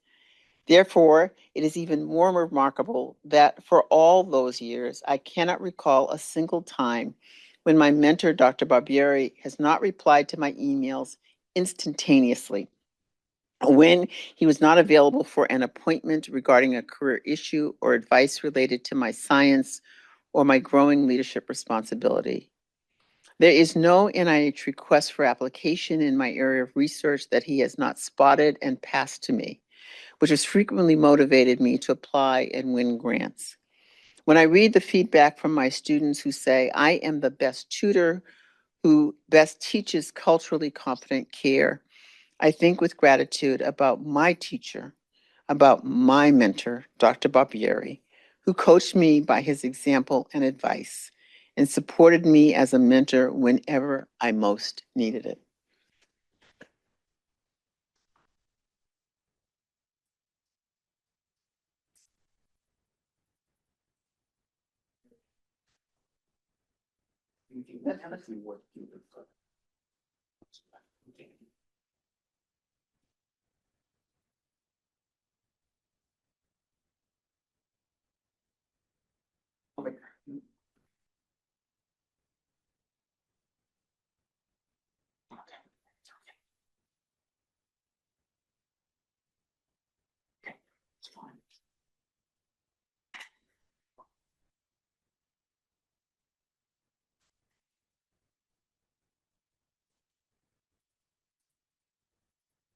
So, hello, everybody. It is a good day, Joan. I just have to say it's a great day. And it's such an honor to be hearing everyone's stories. And I think it just sort of reflects how important these awards are. I would just like to start with, as a direct beneficiary of Dr. Barbieri's mentorship, I often describe his guiding principles in 5 words: developing leaders in women's health.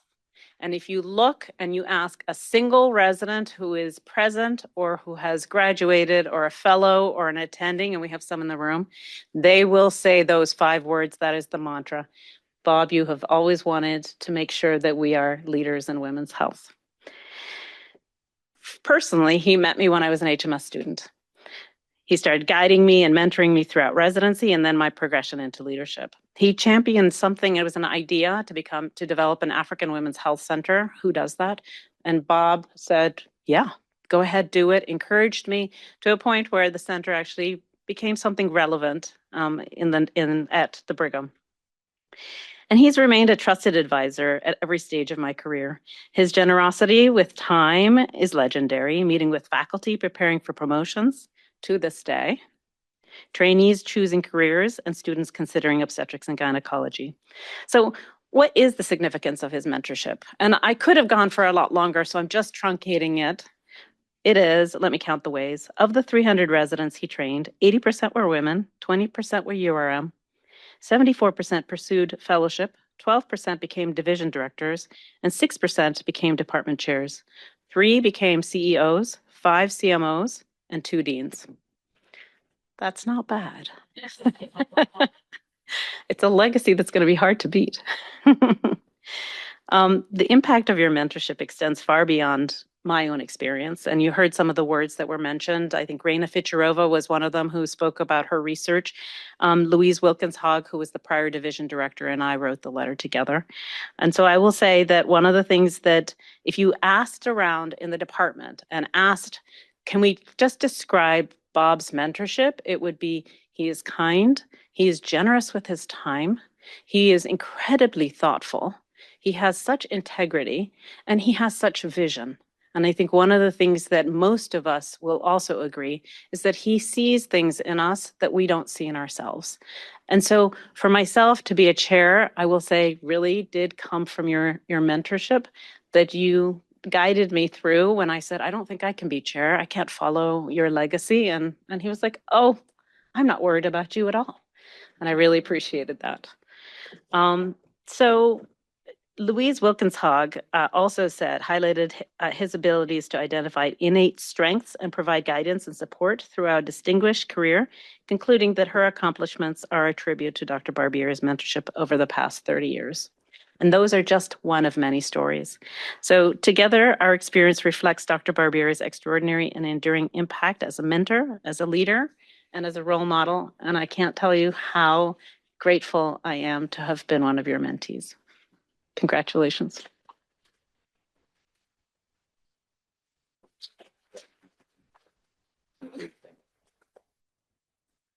Thank you, Noel. Thank you, Noel. That was really wonderful.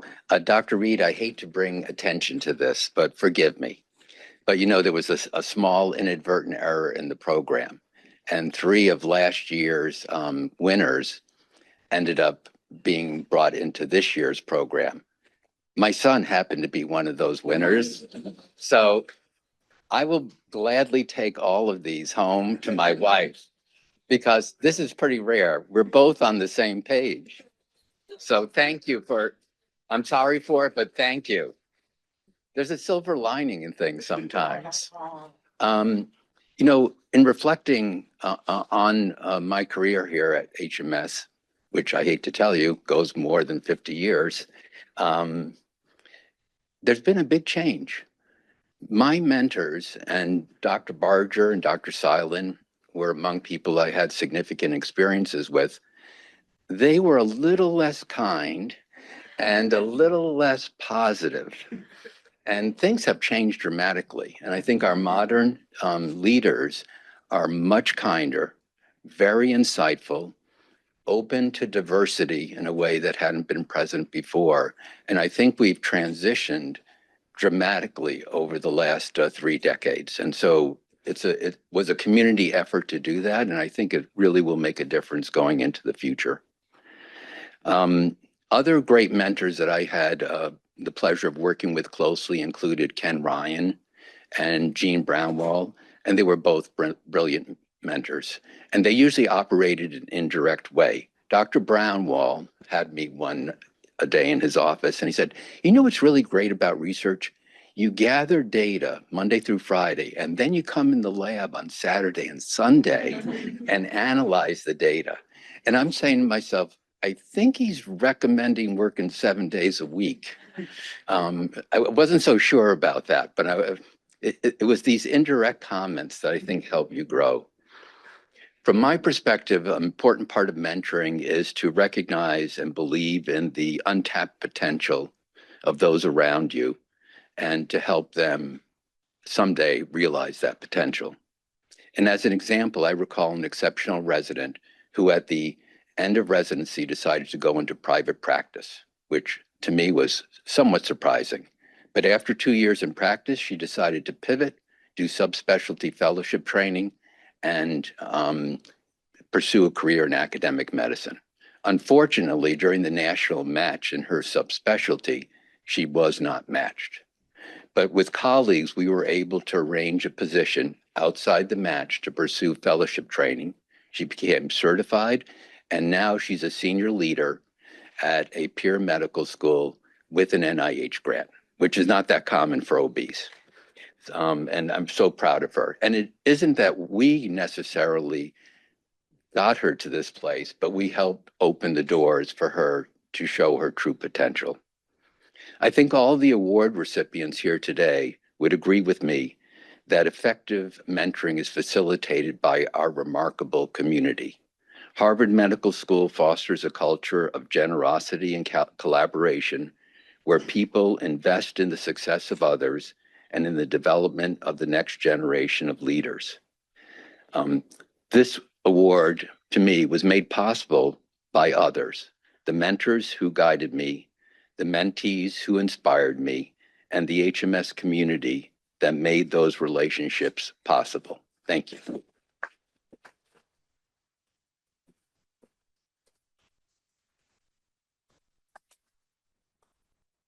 The second recipient of the Silent Award is Dr. Edward Mercantonio, HMS Professor of Medicine at Beth Israel Deaconess Medical Center.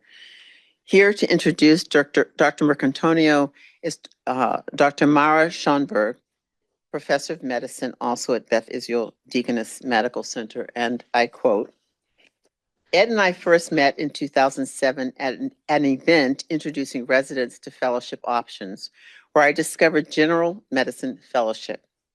I vividly remember being struck by Ed's passion for his work, but even more so by his kindness and enthusiasm for welcoming others into the world of research. I'm deeply grateful for the stroke of luck that brought us both to that event. I left energized and excited to apply for general medicine fellowship and was thrilled to match at BIDMC with Ed as my mentor. Pursuing fellowship with him was one of the best decisions I have ever made. For the next 10 plus years, we met for an hour every week and often in between as needed. Those meetings were invaluable for refining my ideas and research direction, especially given that my interests were somewhat outside his own. As a new researcher, I needed active mentorship, and Ed was incredibly generous, altruistic, and truly a paradigm of what a mentor should be.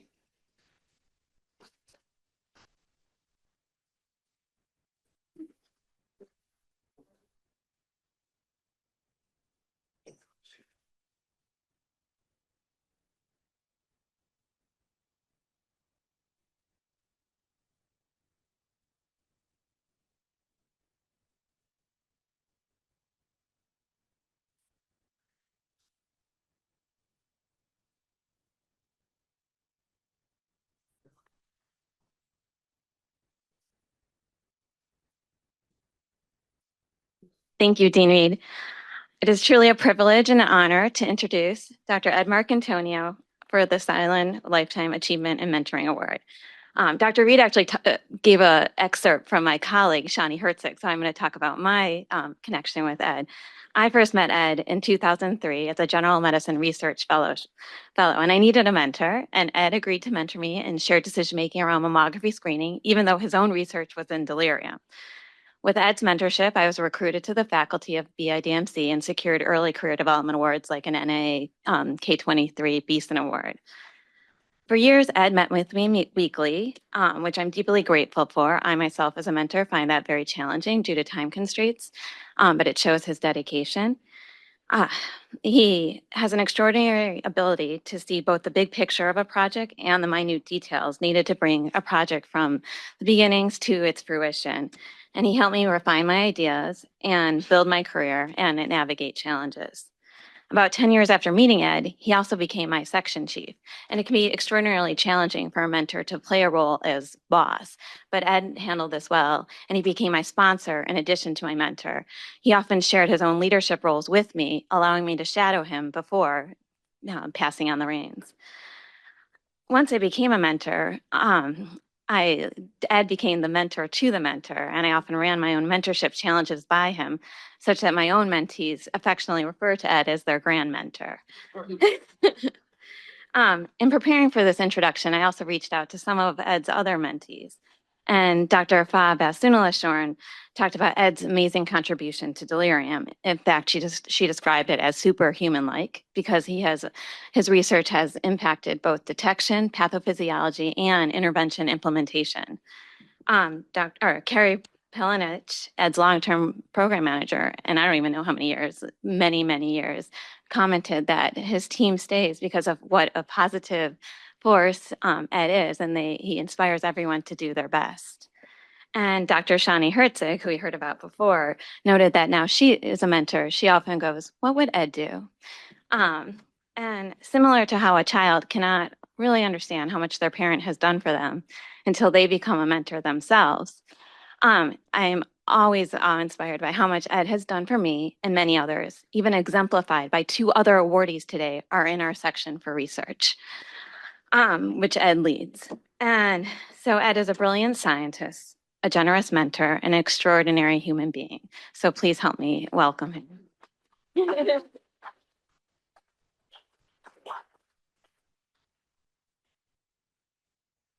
Thank you so much, Mara, for that very generous and nice introduction. And I also want to thank Joan and the Office for Culture and Community Engagement for both honoring me and arranging for this wonderful event today. I have several other people I want to thank, so it's quite a list. First, I want to start with my incredibly smart, diverse, and talented mentees. Many of whom were mentioned by Mara, many of whom nominated me, and all of whom I'm incredibly proud of their accomplishments, and particularly proud for those who have gone on to become distinguished mentors themselves, such as Mara. And as others have said, I've learned as much from them as they have from me. I also want to acknowledge my colleagues in the BIDMC General Medicine Research Section. Our mentee-centered model of mentoring, in which an interdisciplinary team works together to meet the personalized needs of the mentee, has really become the standard for the field of mentoring.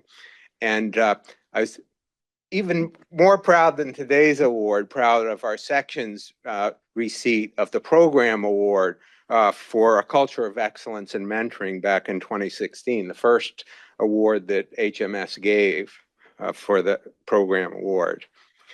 I want to thank our division leadership, Dr. Eileen Reynolds, and previously Dr. Mark Aronson and Russ Phillips, who were also recipients of the Silent Award. Our section's accomplishments really come out of the nurturing environment from our division. I also want to call out my colleagues in the Clinical and Translational Research Academy of Harvard Catalyst, where I've had the privilege to work for the past several years. We develop and implement programs to support early researchers at their most vulnerable stages, and that's been an incredibly rewarding experience.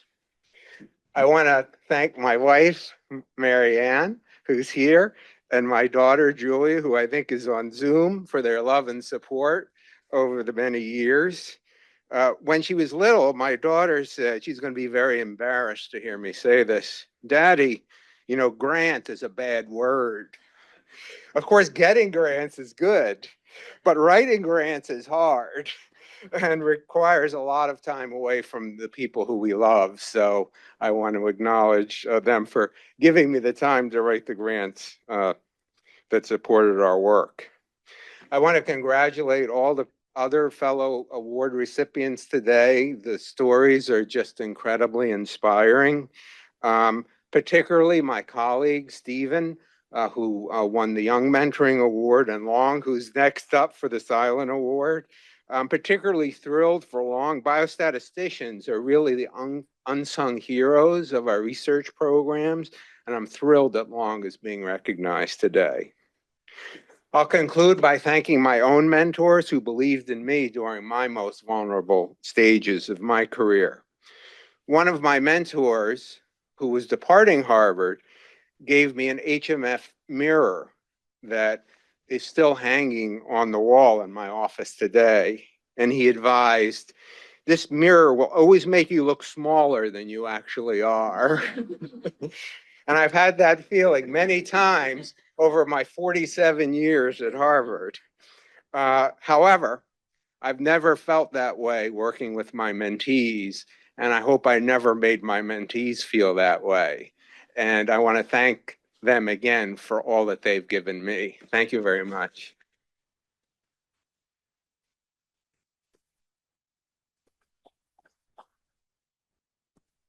Our next recipient of the Silent Award is Dr. Long Ngo, Associate Professor of Medicine at Beth Israel Deaconess Medical Center. And joining us via Zoom to introduce Dr. Ngo is Ms. Tavleen Bhutia, a Harvard University graduate, having earned her Master of Science degree last month.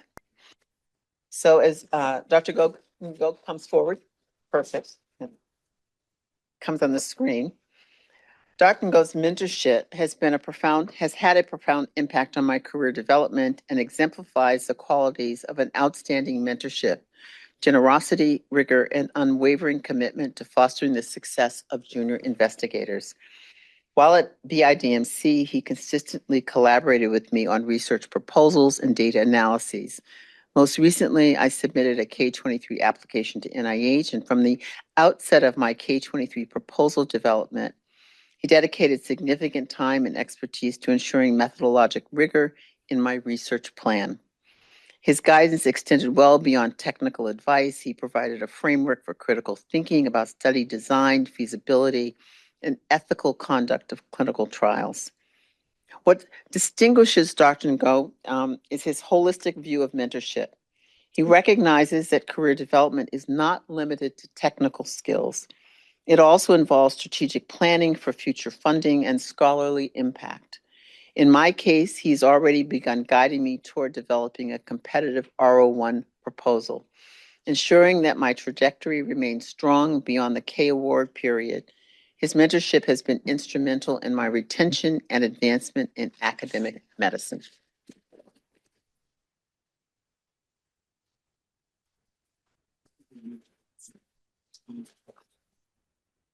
We're moving to the middle because the sun's a problem. All right.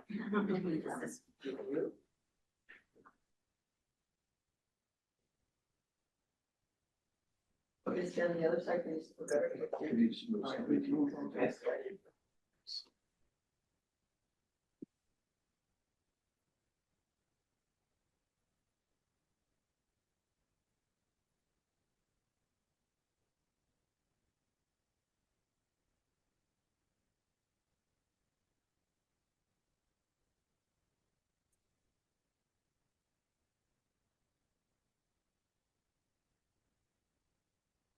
So, Dr.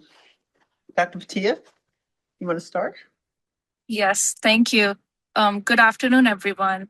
It is a very true and special honor to speak today in celebration of Dr. Long Ago and the extraordinary mentorship he has offered to so many students, including me. When I first met Dr. Long, I was at the very beginning of my graduate research journey. I care deeply about public health, but I was very unsure about where I fit in the vast field of biostatistics. In our very first meeting, Dr. Long saw that uncertainty. And instead of focusing on what I did not yet know, he reminded me of why I was there and why I belonged. He told me that technical skills are just tools, but the foundation lies in caring about the patients that our work supports. That one conversation made me feel very seen, capable, and welcomed. Since then, his mentorship has completely transformed my time at Harvard. He connected me to other meaningful research mentors, helped me grow as a scientist, encouraged me to pursue original work, and guided me through my very first abstract and concert presentation. At every single step, he approached my goals with the same care and dedication as if they were his own. What makes Dr. Long such an exceptional mentor is that he does not impose a path on his students. He helps us discover our own, and he creates a very safe space for confidence, curiosity, and growth.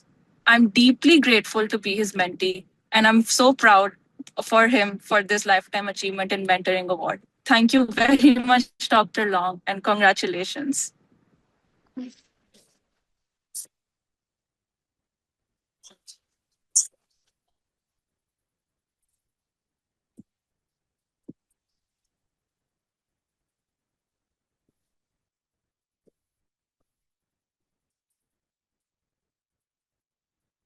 I'm honored and humbled to be selected by Harvard Medical School for the William Silent Lifetime Achievement Award in Mentoring. Thank you, Dean and Professor Joan Reed and the award selection committee for this great honor. I'm grateful to many of my colleagues and mentees who took the time to write the nomination letters and to have given me so much of their time and their science over the years that I have had a chance to work with them. Thank you. I'm grateful to the leadership of our division, Professor Mark Zidell, Professor Eileen Reynolds, Professor Edward Marcantonio, Professor Kenneth Mukamal, who prioritize and encourage mentorship, teaching, and training of our next generation of researchers. My mentoring is primarily for my collaborative work, and I have been so fortunate to collaborate with so many brilliant scientists here at Harvard Medical School and beyond. Too many to name here, but notably Professor Ira Tager, Professor Sharon Inouye, Professor Edward Marcantonio, Dr. Roger Davis, Dr. Fah Vasulanashwan, Professor Riza Nezafat, Dr. Tovia Lieberman, Dr. Steven Jurasek, Dr. Mingzu Zhang, Professor Mara Schoenberg, Dr. Shoshana Hazik, Dr. Gloria Ye, Dr. Naoko Samamoto, Dr. Catherine Terry, Professor Bala Subramanian, Dr. Vera Novak, and Dr. Aladdin Shadiab. And of course, I would not be here today without the unwavering support and love of my wife, Dr. Ulrika Kappes, and my two daughters, Lilia and Ellie. My sisters, Haiyan and Joanne, and my brother-in-law, Dr. Tung Pham, are also here with us today. Thank you, and my nephew as well, the whole family. Last but not least, I would also like to thank my mentee, Kathleen Bhatia, for introducing me today. And thank you also to Riva Muliani, our manager in the office, and Teresa Carter for all the excellent administrative support and logistics throughout this whole process.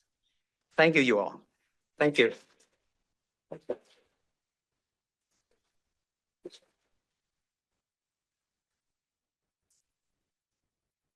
The final recipient of the 2026 William Simon Lifetime Achievement Mentoring Award is Dr. Rachel Rosen. Dr. Rosen is a Harvard Medical School professor of pediatrics at Boston Children's Hospital. Dr. Rosen is traveling and her remarks have been recorded. But here to introduce her today and accept the award on her behalf is Dr. Susanna Hirsch. Dr. Hirsch is assistant professor of pediatrics at Boston Children's Hospital. Dr. Rosen's mentorship has been instrumental in my retention in academia. We'd been working together for about 2 years when the COVID pandemic began, a particularly vulnerable time for me. I'd received a nearly fundable score on my first K-23 application and resubmitted revisions.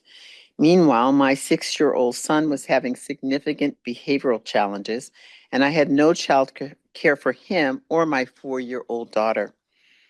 During this bleak period, I learned that my K-23 resubmission was triaged. I was devastated and had essentially packed my proverbial bags for industry. I will never forget the phone call with Dr. Rosen to debrief this news.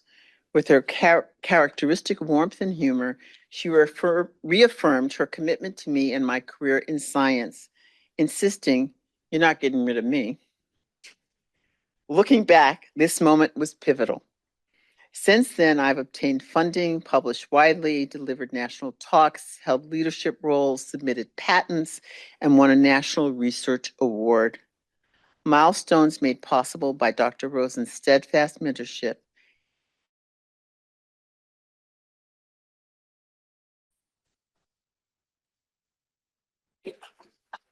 I think we can do it here now.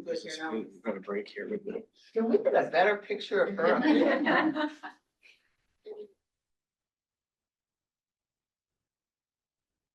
It looks a little pixelated.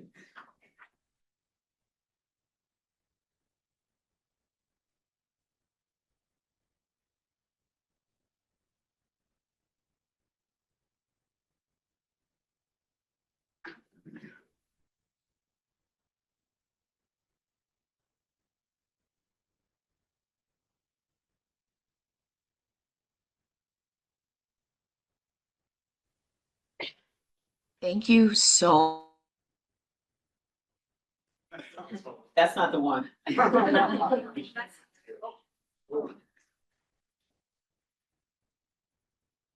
try to take on a bunch. I know that's not what you want. That's my iPhone. It's like 100 pictures to try to get one. Flash recycles, not. That's not that fast.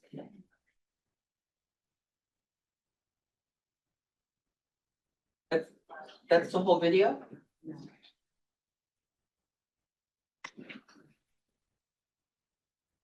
I'm sorry.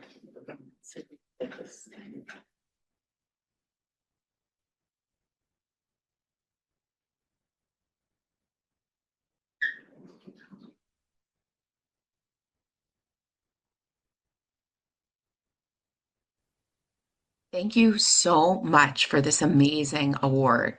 And congratulations to all of the other nominees and awards. It's good enough. Let's go.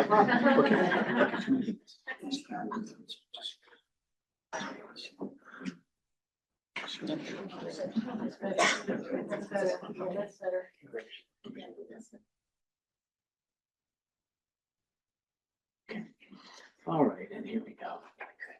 Okay.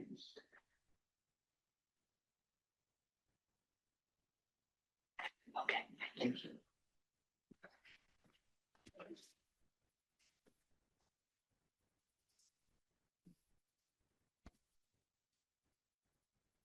All right, it's my true honor to be able to introduce Dr. Rachel Rosen for this extremely well-deserved Lifetime Achievement Award for mentoring. Dr. Rosen is a rare combination of visionary scientist, deeply committed clinician, and gifted mentor. I know I speak for all of her mentees, some of whom are here today, when I say that Dr. Rosen's mentorship has profoundly shaped the way I think about research and my own career in general. We just heard a little bit from, I think, Dr. Rohn's letter, but for myself, I remember from the moment I first met Dr. Rosen as a fellow to discuss possible research projects now over 7 years ago. Her enthusiasm for research was just immediately infectious and remains so to this day. What is really unique about Dr. Rosen is that she genuinely delights in basically everything about the daily pursuit of research, new ideas, new results, new graphs that you just made, and that joy really extends naturally to everyone around her. Beyond this, she has exceptional vision. She is somehow able to instantly, positively transform work that you've been struggling with for hours, days, sometimes weeks, in just one simple offhand comment. She brings this same vision really to every interaction with all of her mentees in career decisions, both big and small. Beyond her research mentorship, Dr. Rosen has deeply influenced me as a clinician as well. And I know that this is the case not only for myself and her other formal mentees, but also for countless pediatric gastroenterologists, both locally and also internationally. Dr. Rosen founded the Aerodigestive Center here at Boston Children's Hospital 2 decades ago. And this was long before aerodigestive care was even established as its own discipline. This was an undertaking that really took a remarkable amount of ingenuity, grit, and perseverance. Under her leadership, it is now the largest and most widely recognized center in the country. Like with her research, as both a clinician and a leader, Dr. Rosen's reasoning almost always extends beyond sort of standard frameworks, identifying creative, sometimes unconventional solutions where others might see only limitations and frustrations. In this way, she really consistently uplifts and inspires our entire MD and also multidisciplinary team, and you can really feel this in the work on a daily basis. Please join me now in congratulating Dr. Rosen, who will be saying a few prepared remarks. Unfortunately, she is on what is for her really a rare true vacation where she doesn't have any internet access right now. She's in the Galapagos on a canoe, is my understanding. So poor timing for us, but hopefully good for her and her family. And she was really sad not to be here, but we're so happy still to be able to celebrate her.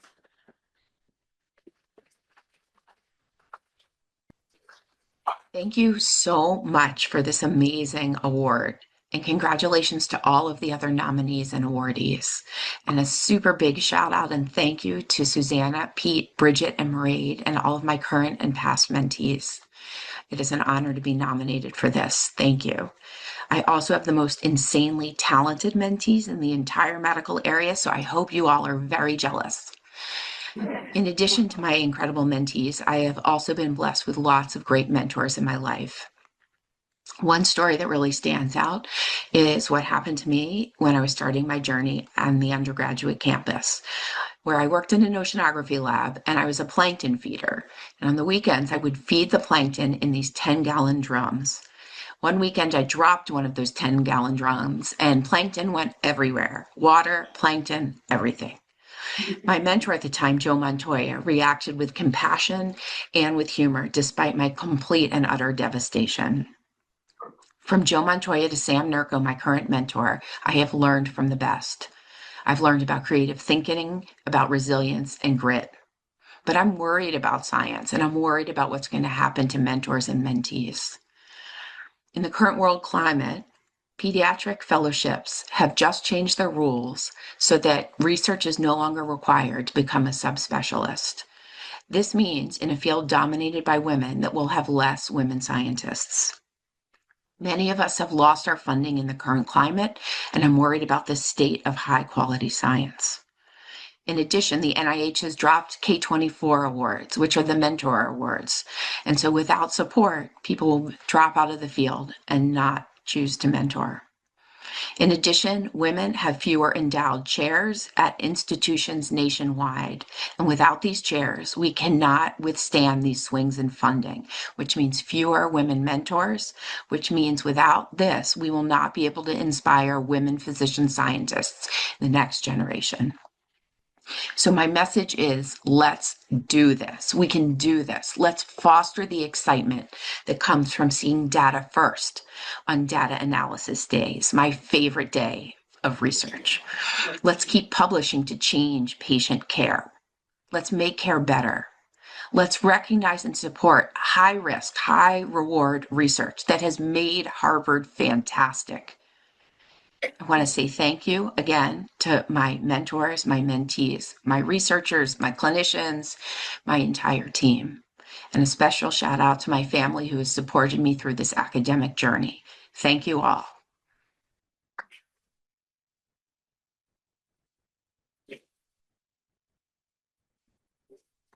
A round of applause for all silent.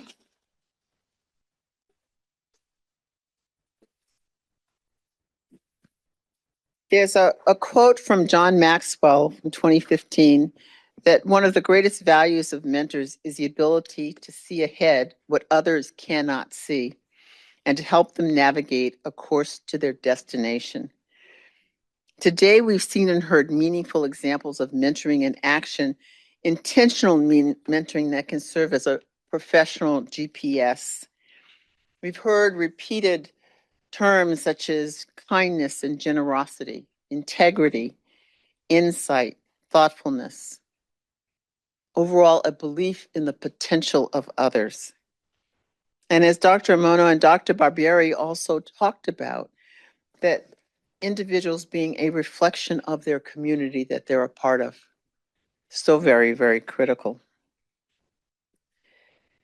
But mentoring is never a one-way exchange. It's mutually enriching, a relationship between the mentee and the mentor where both grow and gain new perspectives. And together they travel through seasons of promise and uncertainty, clear skies and difficult weather, drawing wisdom, encouragement, and inspiration from each other along the way. As we conclude this celebration, this true celebration, it is a good day, a very good day. We need to remember that the impact of mentoring extends beyond a single conversation or achievement or a career milestone. It is very personal. And its influence is reflected in the lives it shapes and the confidence it builds and the legacy it creates for generations to come. So I thank you and congratulate all of you once again, the honorees and the mentors who are here today. Your investment in others is making a lasting difference, and your investment creates the culture that nurtures mentoring for all here at Harvard. As we close, I'm going to ask the awardees of both the Scholars in Medicine Award recipients and the Barger, Young, and Scion Award mentees or mentors to come together. Is it over here, Jeff, that you want to over on this side so we can take a group picture? You can start to come together. And as you are walking forward, I have to extend some additional thanks. I want to thank Dean Daly for his commitment to advancing mentoring and faculty development. I want to thank Dr. Elizabeth Klerman for her presence today and demonstrated support of the HMS Scholar in Medicine mentoring program. I want to thank all of the family members of the mentors who are here, the nominators for this year's awards, the selection committee for your time and commitment to this program, the OCCE staff for coordinating this award process, with a special shout out to Teresa Carter. Teresa, you got to raise your hand because Teresa organizes all of this from the videos and everything. To HMS Media Service, Merhawi, for his technical expertise, and each of you for joining us today. Those who are with us in person and those who are online. Thank you for helping to make something that is very meaningful even more meaningful. Thank you.